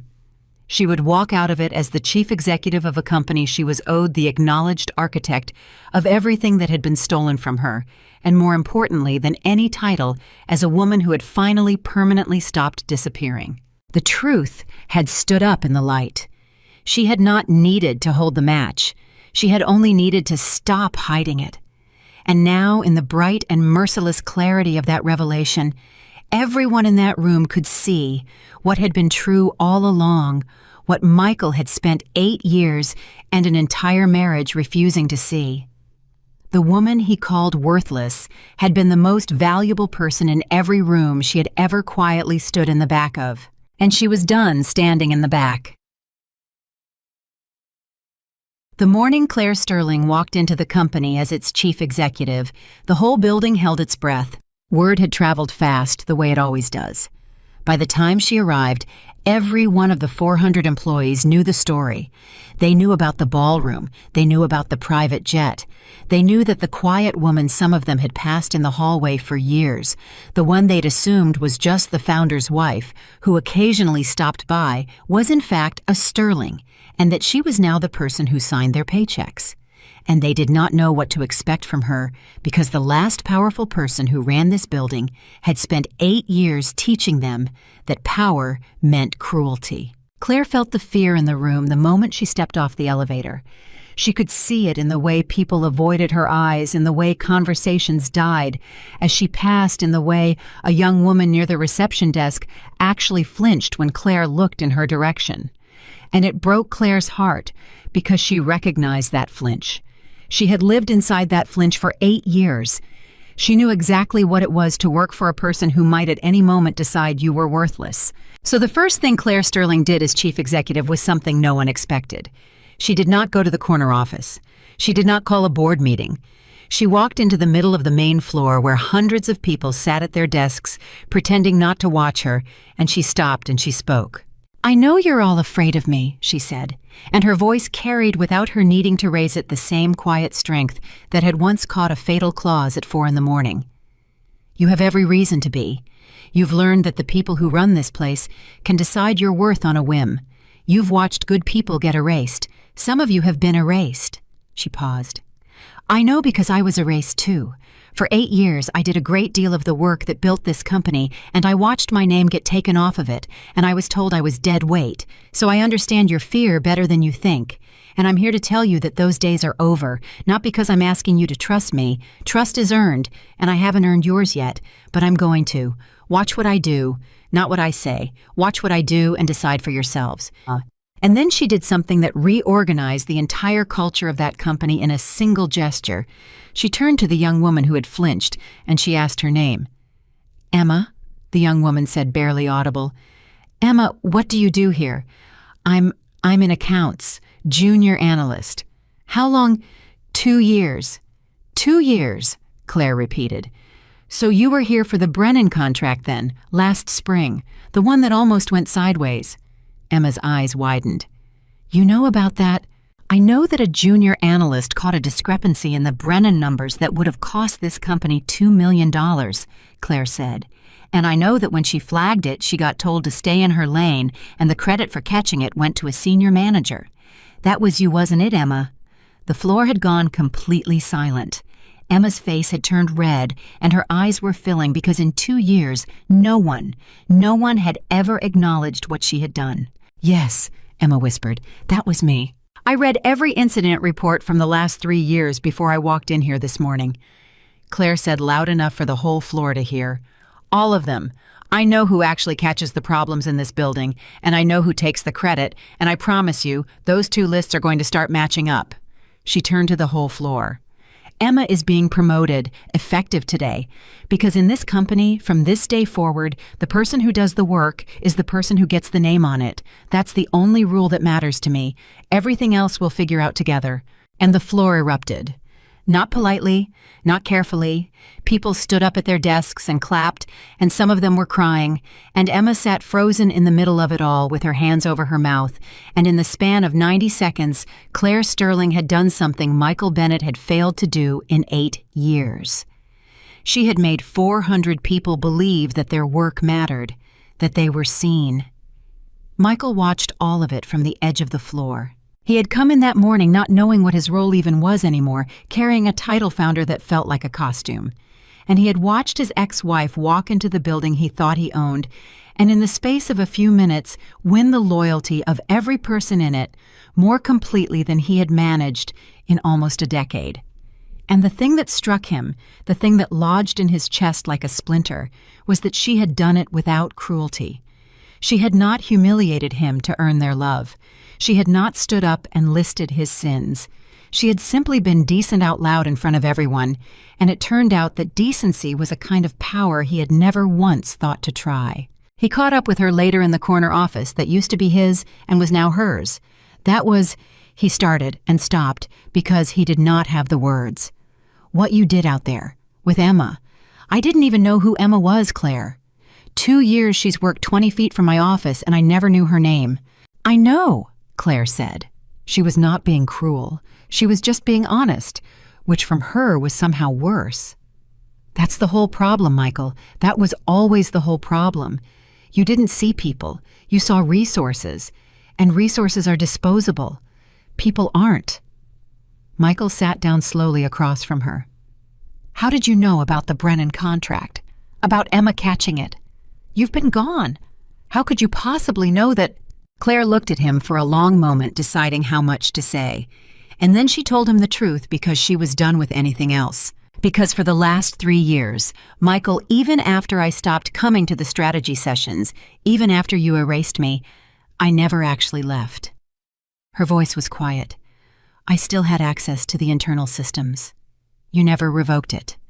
Probably never even thought about it. And every night after you went to sleep, believing you'd built everything alone, I'd sit up and read the reports. I watched this company from the shadows for 3 years. I watched you make mistake after mistake, and I couldn't say anything because you'd made it so clear you didn't want to hear from me. So I just watched, and I grieved. I watched the company I loved get run into the ground by a man who wouldn't listen, and I couldn't do a single thing about it because the moment I opened my mouth, you'd remind me that I was dead weight. Michael felt sick. You watched, for 3 years, silently. Every night, Claire said. Why? Why would you do that to yourself? And here, Claire's composure finally slipped, just for a moment, and Michael saw underneath it the full depth of what he had done to her. Because I loved it, Michael, she said, and her voice broke. The company. I loved it. I helped build it from nothing, and even after you took my name off of it, it was still partly mine in here. She pressed a hand to her chest. You could erase me from the documents. You couldn't erase what I felt for the thing we made. So I watched over it the only way I was allowed to. From the dark, like a ghost in my own house. She wiped her eyes and steadied herself. So yes, I know about Emma. I know about Brennan. I know about every good person in this building you overlooked because I've been watching them try and get ignored for 3 years. And now, finally, I get to do something about it. That's not revenge, Michael. That's a woman getting to protect the things she loves out loud instead of in secret. Michael sat in stunned silence. He had thought the ballroom was the bottom. He had thought watching her win over the floor was the bottom. But this was the bottom, this the image of Claire lying awake every night for 3 years, silently watching over a company that had erased her, loving it too much to abandon it and too wounded to save it. The loyalty of it was almost unbearable. He had married a woman who loved so completely that she kept protecting him even after he threw her away, and he had been too blind to notice she was still there. "I'm going to spend the rest of my life trying to make this right," he said quietly. "I know I can't. I know some things don't get made right, but I'm going to try." "Then start by learning their names," Claire said. "All 400 of them. That's your first assignment as founder. I want you to walk this floor every day and learn who these people are. Not what they do, who they are. It'll be the hardest thing you've ever done, and it'll teach you more than any deal ever did." And to his credit, Michael did it. Over the following weeks, the man who had once walked past his own employees without seeing them started stopping at desks. Awkwardly at first, stiffly. He did not know how to do it because he had spent his whole career treating people as functions. But he tried. He learned Emma's name, and the name of the single father in sales, and the name of the woman in accounting who'd been there since year 2, and slowly, clumsily, he began to become a person again. Meanwhile, the company began to heal, and it healed fast because it turned out that the only thing that had ever been broken about it was the man at the top. With Claire making the decisions, the disasters stopped. The Redmond trap was behind them. The strategies she'd been silently watching go wrong for 3 years, she now got to fix in daylight. Investors who had fled came back drawn by the sterling name and kept by Claire's obvious brilliance. And the 400 employees who had spent years working in fear discovered what it felt like to work for someone who protected them. But not everything was smooth, and Claire knew it wouldn't be, because a story does not end just because the villain repents. And the sharpest test was still coming. It arrived one afternoon in the form of Lauren Hayes. Lauren, who had vanished from the ballroom at the first sign of trouble, who had told Michael she'd call and never did, walked back into the building 6 weeks later as if nothing had happened and asked to see Claire. Not Michael, Claire. Because Lauren, whatever else she was not stupid, and she had correctly identified who now held the power. Claire agreed to see her, which surprised everyone. Lauren came into the office with a carefully constructed expression of contrition, and she sat down and she began a speech she had clearly rehearsed. "Claire, I owe you an apology," Lauren said. "What happened with me and Michael? It was wrong. I got caught up in something and I made a terrible mistake and I felt awful about it. And I want you to know that I've grown from it. I've reflected, and I'm hoping we can find a way to move forward professionally because I really do believe in this company and I have a lot to offer and—" "Lauren," Claire said, gently cutting her off, "you don't have to do this." Lauren blinked. "Do what?" "The performance," Claire said. There was no anger in her voice. That was what unsettled Lauren the most. The rehearsed apology, the reflection speech. "I've spent 8 years around a man who could talk his way out of anything, so believe me when I tell you I know a performance when I see one. You're not here because you're sorry. You're here because I have power now and Michael doesn't, and you follow power. That's who you are. And that's okay. I'm not going to lecture you about it." Lauren's careful expression cracked. "That's not—" "You left him in that ballroom," Claire said, "the second it got hard. He threw away 8 years of marriage for you, and you couldn't give him 8 minutes of loyalty when the ground got shaky. I watched you do it. And I want you to understand something, Lauren, because I think it might be the most useful thing anyone ever tells you." Claire leaned forward. "The way you treated Michael when he fell is exactly the way you'll treat everyone when they fall. And someday you're going to fall, everyone does, and you're going to look around for someone to catch you, and you're going to find that you spent your whole life being the kind of person who never caught anyone. And no one will be there. That's not a threat. That's not revenge. That's just how it works. The people who abandon others get abandoned, not because someone punishes them, because they taught everyone around them exactly what they're worth in a crisis. Lauren sat frozen, the color draining from her face, because she had come expecting a catfight, expecting jealousy, expecting the wronged wife. And instead she was getting something far more devastating, the calm, accurate, pitying assessment of a woman who saw straight through her and was not even angry about it. "So, no," Claire said, standing. "There's no job here for you. Not because I'm bitter, I'm not. I genuinely wish you well. But this company runs on people who show up for each other when it's hard, and that's the one thing you've proven you can't do." She walked to the door and opened it. "I hope you figure it out, Lauren. I really do. Before you run out of people willing to give you the chance." And Lauren Hayes walked out of that building for the last time, and the strange thing, the thing she would think about for years, was that she almost wished Claire had screamed at her, screaming she could have dismissed. But she couldn't dismiss the pity. The pity followed her home. The pity was the truest thing anyone had ever said to her. When Michael heard about the meeting, he came to Claire's office, and he was quiet for a long time. "You could have destroyed her," he said finally. "You had every right. She helped break our marriage, and you just let her walk out. You even wished her well." "I meant it too," Claire said. "How?" Michael asked, and there was real bewilderment in his voice. "How do you do that? After everything, how do you not want them to hurt the way they hurt you?" And Claire gave him an answer that he would carry for the rest of his life, an answer that finally explained the thing about her he had never understood in 8 years of marriage. "Because I figured out a long time ago that wanting people to hurt is a cage, Michael," she said. "It keeps you locked up with the person who hurt you forever. Every minute you spend wanting revenge is a minute you're still letting them live rent-free in your head, still letting them control you. Lauren hurt me. You hurt me worse than anyone ever has. And for a while in the dark, I wanted you both to suffer for it. I'm not going to pretend I didn't." She looked at him steadily. "But then I realized that if I built my new life on that, if I became a person who ran on revenge, then you'd win. Not you, Michael, exactly, but the whole thing that made you what you became. The bitterness, the need to make someone else smaller to feel big. If I let that into me, then I'd have survived you only to become you. And I would rather forgive 100 people who don't deserve it than turn into the thing that hurt me." Michael put his head in his hands.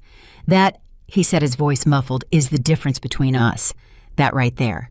I never understood it until this second. You had the power to destroy me, and you didn't, and I thought it was because you were being generous. But it's not generosity, is it? It's that you're built different. You looked at the exact thing that made me a monster, and you decided not to pick it up, even when you had every reason to." "It's not that I'm better than you, Michael," Claire said softly. "I want you to understand that. I'm not standing here thinking I'm some saint and you're some sinner.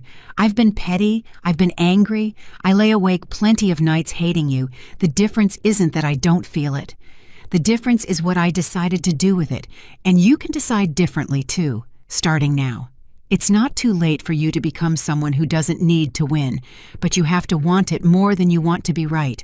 And Michael wanting to be right has been the God you've worshipped your entire life." He looked up at her, and something passed between them, then something that was not romance because that was gone, and they both knew it, but something maybe deeper and stranger and rarer, understanding. For the first time in 8 years, Michael Bennett actually understood the woman he had married, understood that her quietness had never been weakness, that her lack of ambition had never been laziness, that the thing he had mistaken for smallness was in fact a largeness of soul so vast he had not been able to perceive its edges. She hadn't fought him for recognition because she genuinely did not need it. She hadn't demanded credit because her sense of her own worth had never depended on his. And he had spent 8 years standing next to the strongest person he had ever met, mistaking her strength for its opposite because her strength did not look like his. Hers was quiet. His was loud. And Loud had spent his whole life convincing him it was the only kind that counted. "I made the worst mistake a man can make," Michael said quietly. "I had the one thing everybody spends their whole life looking for, somebody who saw me at my worst and stayed, somebody who loved me when I had nothing, and I threw it away because loving me stopped being useful to my image." He laughed, a broken, hollow sound. You know what the cruelest part is? If I'd just been decent to you, if I'd just given you the credit you earned and treated you like a partner, you'd still be my wife. You never wanted the money or the name or any of it. You wanted to be seen, that's all. The cheapest thing in the world, and I couldn't afford to give it to you. Claire didn't answer because there was nothing to say. It was true, and some true things don't need a response. They just need to be sat with. The weeks turned into months, and the company thrived, and something remarkable happened that no one had predicted. It became, under Claire, one of the most sought-after places to work in the entire city. Not because of the pay, though the pay was good, because of the culture.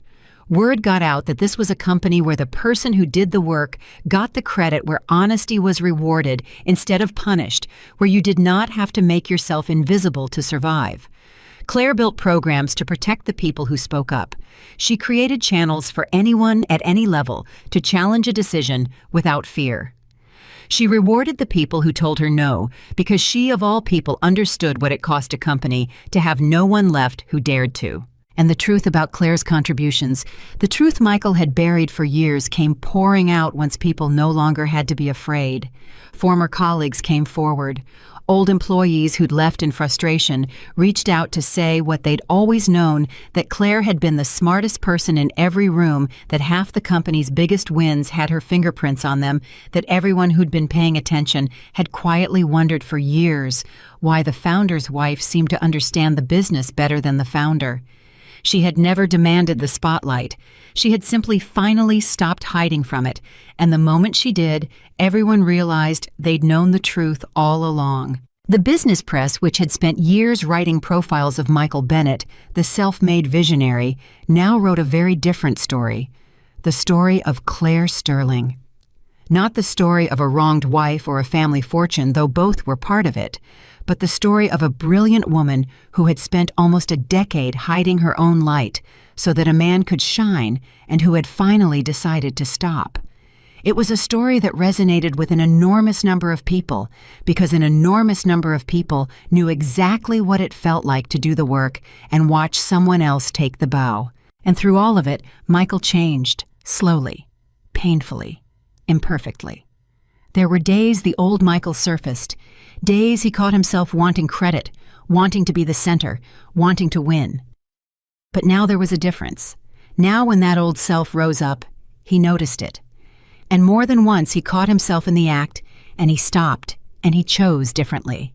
It was the hardest work of his life, harder than building the company, harder than any negotiation, because it was work with no applause and no finish line, the invisible daily labor of becoming a person who did not need to be seen in order to feel real. The very thing he realized that Claire had been doing quietly, effortlessly, for as long as he'd known her.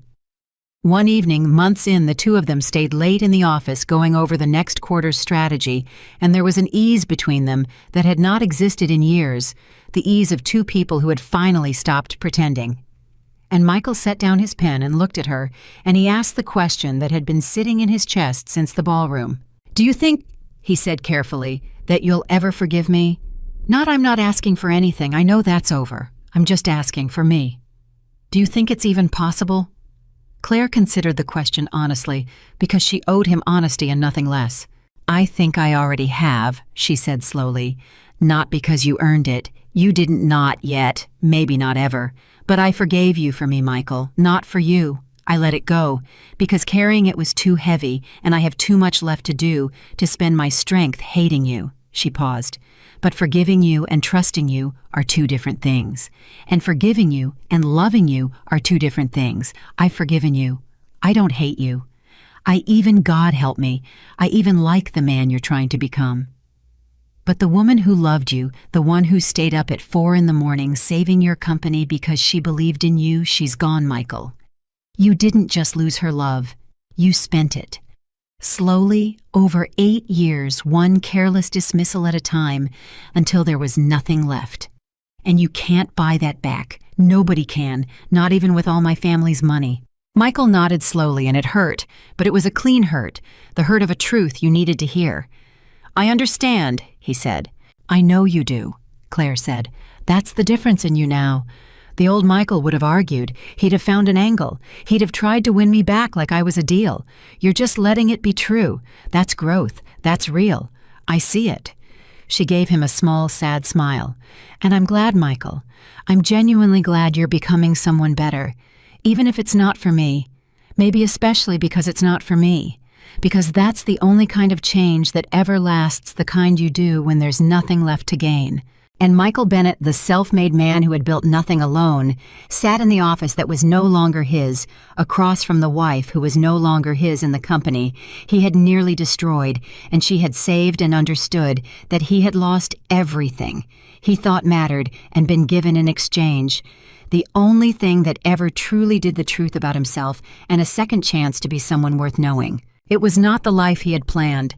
It was not the empire he had dreamed of ruling alone. But it was real.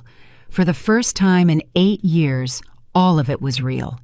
And as he watched Claire bend back over the strategy documents, focused and brilliant and finally fully visible, he understood that the greatest thing he could do now, the only thing that would mean anything, was to spend the rest of his life making sure that the woman he had once called worthless never had to disappear again. She never would. Not anymore.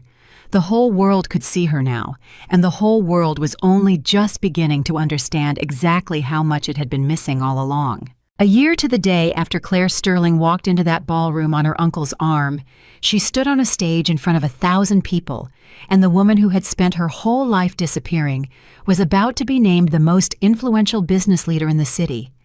But to understand how she got to that stage, you have to understand the year that came between, because not everything went the way the headlines later claimed. 3 months after the ballroom, just as the company was finding its footing, a crisis arrived that no one saw coming.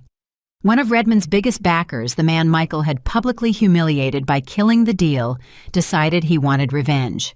His name was Harold Grange, and he was a man who had spent his entire life never hearing the word no and being turned down by a small Chicago company in front of the entire financial world was a humiliation he could not forgive.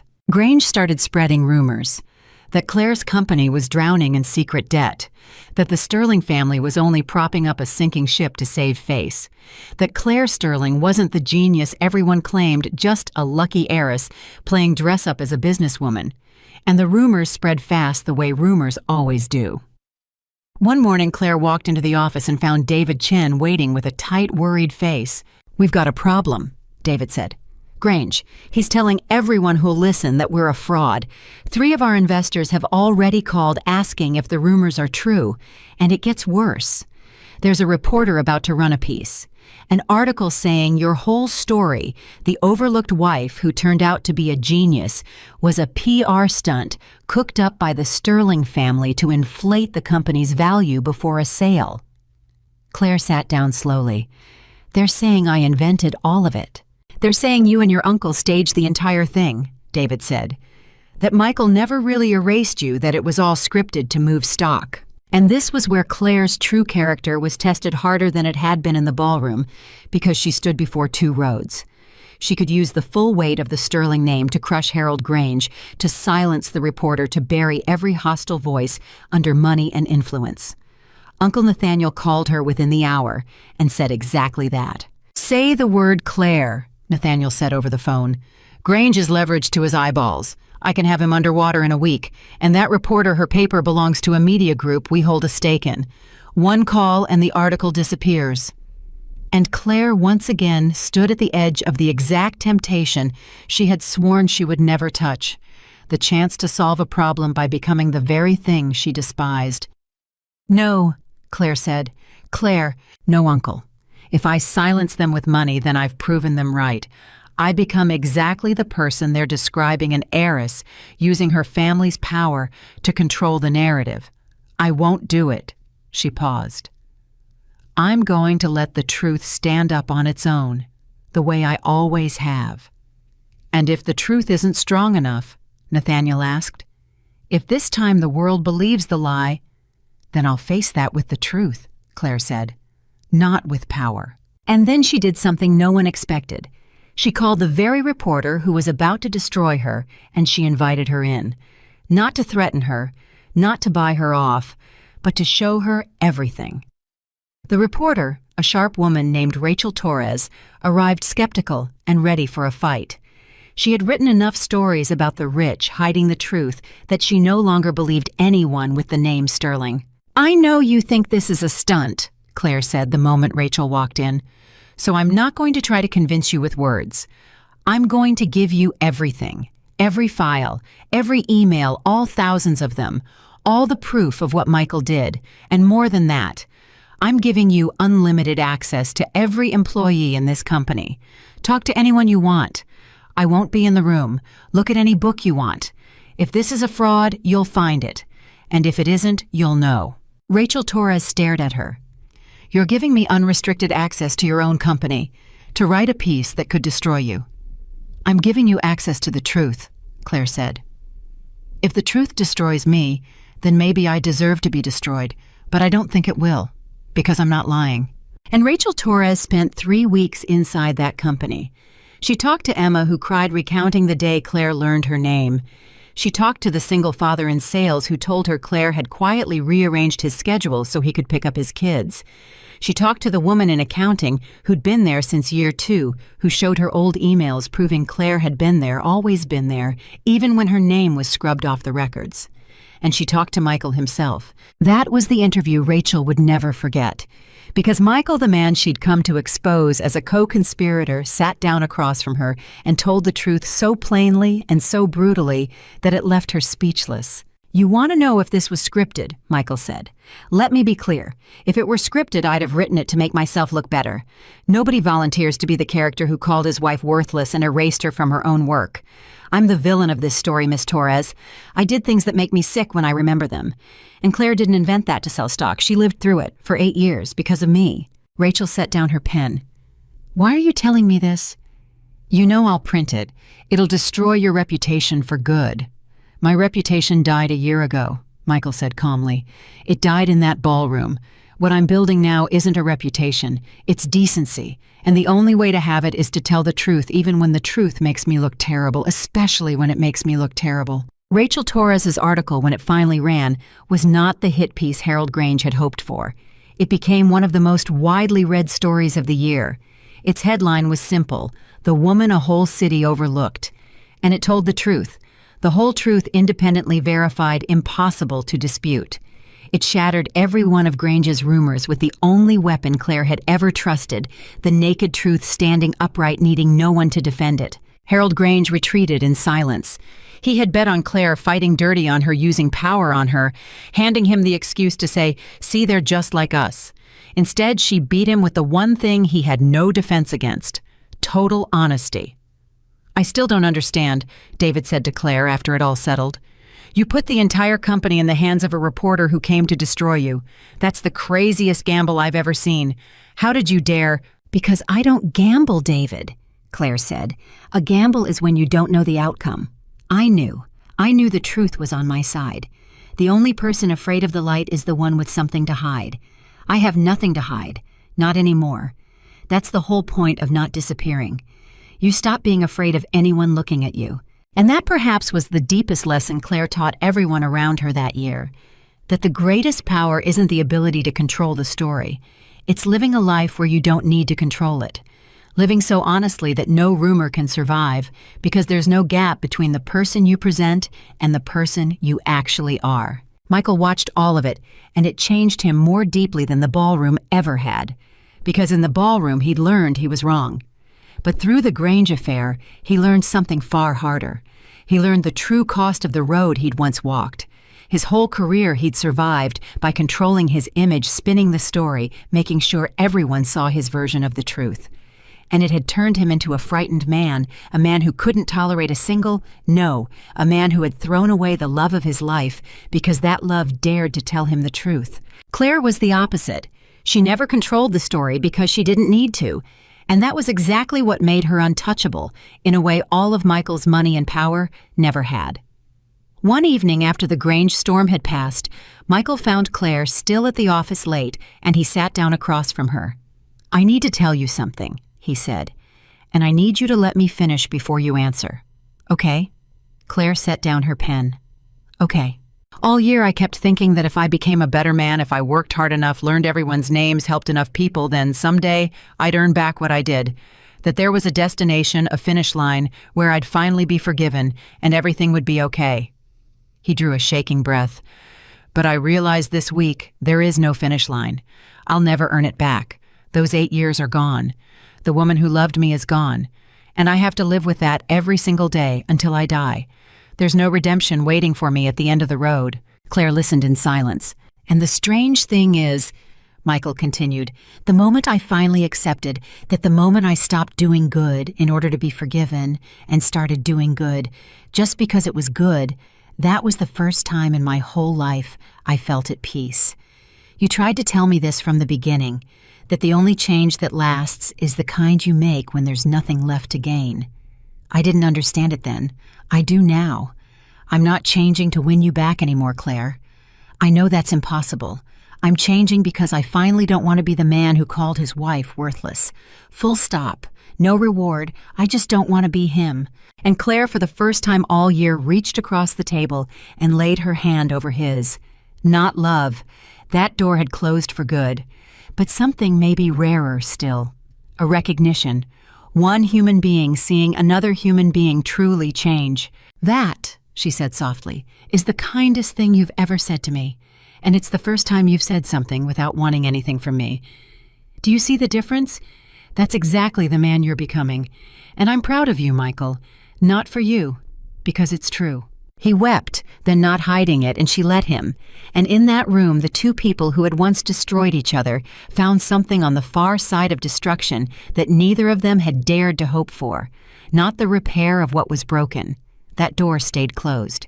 But the building of something entirely new from the pieces. A friendship forged in fire. An understanding that could only exist between two people who had seen each other at their absolute worst and still chose to believe in each other's best. And it was from that foundation, the foundation of a truth that had survived the fire, that everything after was built.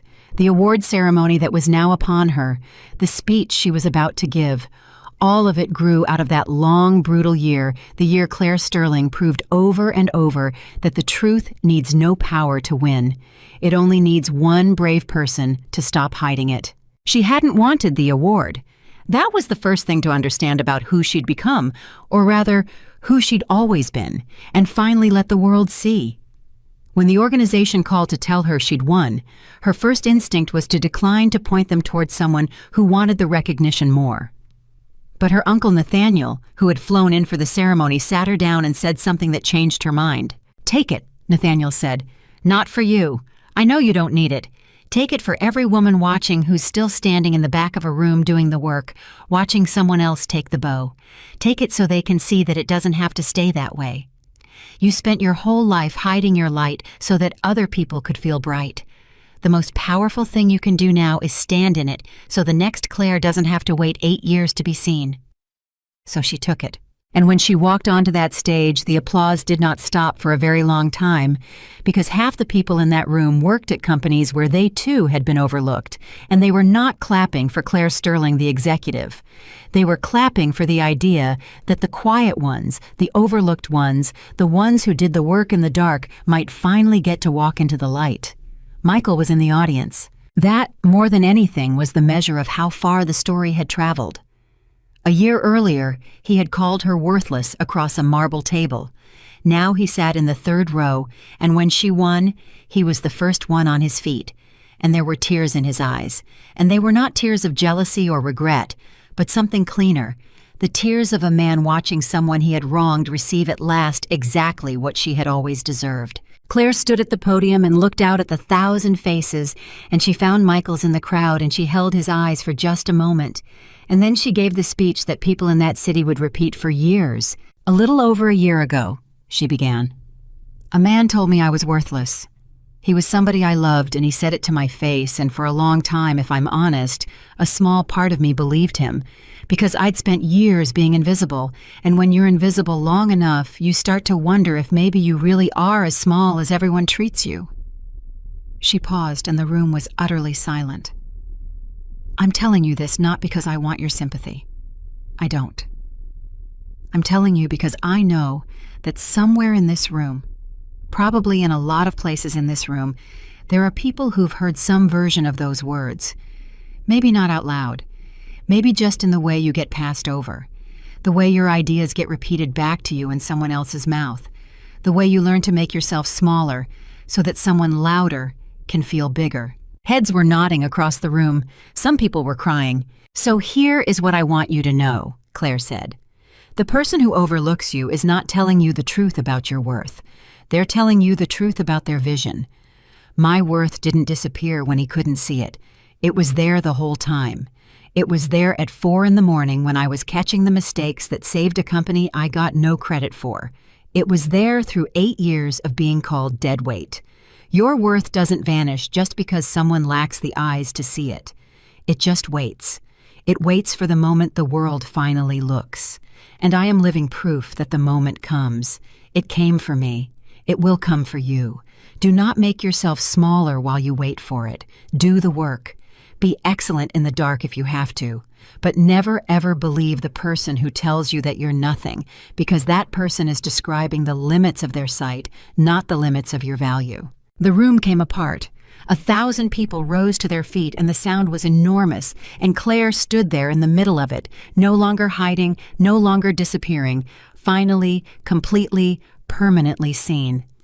And in the third row, Michael Bennett clapped until his hands hurt and understood with total clarity that the best thing he had ever done in his entire life was lose. Later after the ceremony, the two of them stood together off to the side, away from the crowd, and there was between them now the settled ease of people who had traveled through the worst of something and come out the other side, changed. "That speech," Michael said. "You were talking about me. Everyone knew it. And you didn't say my name. You didn't have to humiliate me to make your point." "I stopped needing you to be the villain a long time ago, Michael," Claire said. "The story's not about you anymore. It hasn't been for a while. That's what you never understood even at the end. You kept thinking the story was about the man who called his wife worthless. But it was never about him.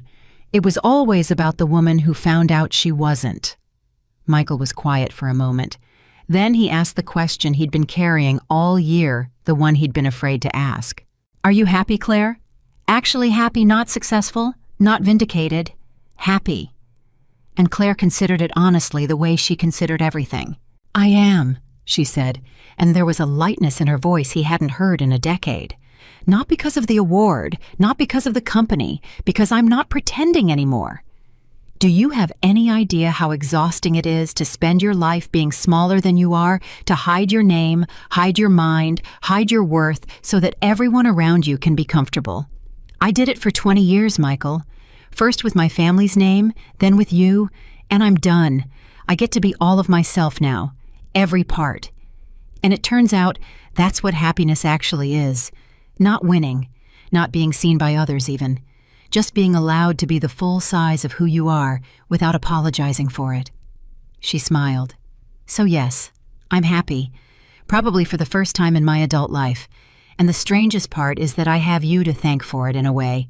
Because if you'd never called me worthless, I might have spent another 20 years disappearing. You threw me away, and in doing it, you set me free. There's a mercy in that I'm still trying to understand." Michael's throat tightened. "I don't deserve for you to see it that way." "No," Claire agreed gently. "You don't. But I'm not seeing it that way for you. I'm seeing it that way for me. Grace isn't about whether the other person earned it. It's about whether you want to keep carrying the weight of the alternative. I put it down, that's all. I put it down, and I walked into my own life." They stood in comfortable silence for a moment, and then Claire told him the thing she'd been waiting to tell him the last turn in a year full of them, and it was not a turn of revenge or ruin, but something Michael had stopped daring to hope for. "I'm stepping back from the company," she said, "at the end of the quarter." Michael turned to her, startled. "What? Why, you built it back. It's yours now. Everyone loves you. Why would you leave?" "Because I never wanted to run a company, Michael," Claire said, and she laughed softly. "That was always your dream, not mine. I ran it because it needed saving, and because 400 people needed protecting, and because I owed it to myself to prove I could. And I did. It's stable now, It's healthy. The culture is strong enough to survive without me.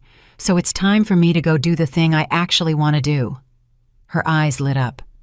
"I'm starting a foundation, with my uncle's backing, to find the invisible people, the Emmas, the ones doing brilliant work in the dark that nobody's crediting. I'm going to spend the rest of my life dragging overlooked people into the light, funding them, championing them, making sure the next generation of quiet, brilliant women don't have to marry the wrong man and get called worthless before someone finally sees them." Michael stared at her, and then slowly he began to smile, a real smile, the first fully unguarded smile he'd managed in years. "Of course," he said. "Of course that's what you do. You spent your whole life being the invisible person who did the work. Now you're going to spend the rest of it making sure nobody else has to." He shook his head in something like awe. "You know I used to think I was the visionary. All those profiles, the genius who saw what others couldn't. And it turns out I couldn't even see the woman sleeping next to me. And you see everyone. Every overlooked person in every room. That's the actual vision, isn't it? Seeing the people nobody else bothers to." "It's the only vision that ever mattered," Claire said. And then she asked him a question that caught him completely off guard because it was generous in a way he had stopped expecting from anyone, least of all from her. "Will you help me with it?" Michael blinked. "Help you with the foundation?" "You know this company inside and out," Claire said. "You know the industry. You have connections I don't want and skills I don't have. And more than that, Michael, you know exactly what it looks like to be the person who overlooks people because you were the best at it I ever met. That makes you uniquely qualified to help me find the ones who are being overlooked. It takes a thief to catch a thief. You spent 8 years not seeing me. I think you finally learned to see. So yes, if you want it, there's a place for you in this. Not running it, never running it, but helping, making something good with the rest of your life instead of chasing an empire that was never going to make you happy anyway." Michael's eyes filled, and this time he didn't try to hide it. "After everything I did to you," he said, his voice breaking, "you're offering me a way to matter again, a way to do something that actually means something. Why? Why would you give me that?" And Claire gave him the answer that closed the circle of everything that had happened between them. The answer that revealed, finally, the full depth of the woman he had been too blind to see for 8 years. "Because I don't believe people are worthless, Michael," she said quietly. "Any people. Not even the ones who hurt me. That's the whole thing. That's the belief my entire life is built on now. You told me I was worthless and you were wrong, and I could spend the rest of my life proving you wrong by treating you the way you treated me. But that wouldn't prove you wrong. It would prove you right. It would mean I finally agreed that some people really are disposable, and I just moved you onto that list." She shook her head. "I refuse. I refuse to believe anyone is worthless, including you. You did a terrible thing, and you spent a year becoming someone who wouldn't do it again, and I'm not going to throw away the person you're becoming just because I'm entitled to. That's not who I am. That's who you used to be, and I would rather die than become you." Michael put his hand over his mouth, and for a long moment he couldn't speak at all. "I'll help you," he finally managed. "For the rest of my life, if you'll let me. It's the only thing I've ever wanted to do that actually deserves doing." "Good," Claire said simply. "Then we have work to do." And they did. In the years that followed, the foundation Claire Sterling built became one of the most quietly transformative organizations in the country. It did not put its name on skyscrapers in true Sterling fashion. It did something better. It found people, thousands of them. The overlooked analysts and the uncredited engineers and the brilliant assistants whose ideas kept getting stolen, and the quiet women in the back of every room doing the work while someone louder took the bow. It found them, and it funded them, and it dragged them into the light, and it built an entire movement around a single revolutionary idea that value does not disappear just because no one is looking at it. Emma, the young analyst, Claire had promoted on her first day, eventually rose to run the company itself, and she ran it the way she'd been taught, by seeing people. The culture Claire built outlasted Claire. That was the truest measure of it. She had not just fixed a broken company. She had planted something that kept growing after she was gone. And Michael, the self-made man who learned the hard way that no one makes anything alone, spent the rest of his days as the foundation's most tireless worker, traveling the country, walking into companies, finding the invisible people, and doing for strangers the one thing he had failed to do for the woman he loved. He never remarried. He never particularly wanted to. He had learned too late for his marriage, but not too late for his soul, that the point of a life was not to be seen, but to see, and he spent his remaining years seeing everyone he had spent his youth ignoring. He and Claire never fell back in love. That door had closed in a law office over a stack of divorce papers, and neither of them ever tried to force it open again. But they became something rarer than lovers, and more durable. They became partners in the truest sense, two people bound not by romance, but by a shared and hard-won belief that no human being is ever truly worthless. It was a better ending than the marriage would ever have been. They both knew it. Some things broken cannot be repaired into what they were, but they can be rebuilt into something else entirely, something that never could have existed without the breaking. Years later, when a young journalist asked Claire Sterling to reflect on the moment that changed her life, she assumed Claire would talk about the ballroom, about the private jet, about the day the world discovered who she really was. She didn't. "The moment that changed my life," Claire said, "was the moment a man I loved slid divorce papers across a table and told me I was worthless. Everyone thinks that was the worst day of my life. It wasn't. It was the best. Because up until that moment, I was going to spend my whole existence being small so that someone else could feel big. I was going to disappear for another 20 years. And in one cruel sentence, he set me free. He meant to end me. He accidentally began me." She smiled. "So no, I don't hate him. I feel sorry for the man he was, and I'm proud of the man he became, and I'm grateful in the strangest way for the worst thing he ever did.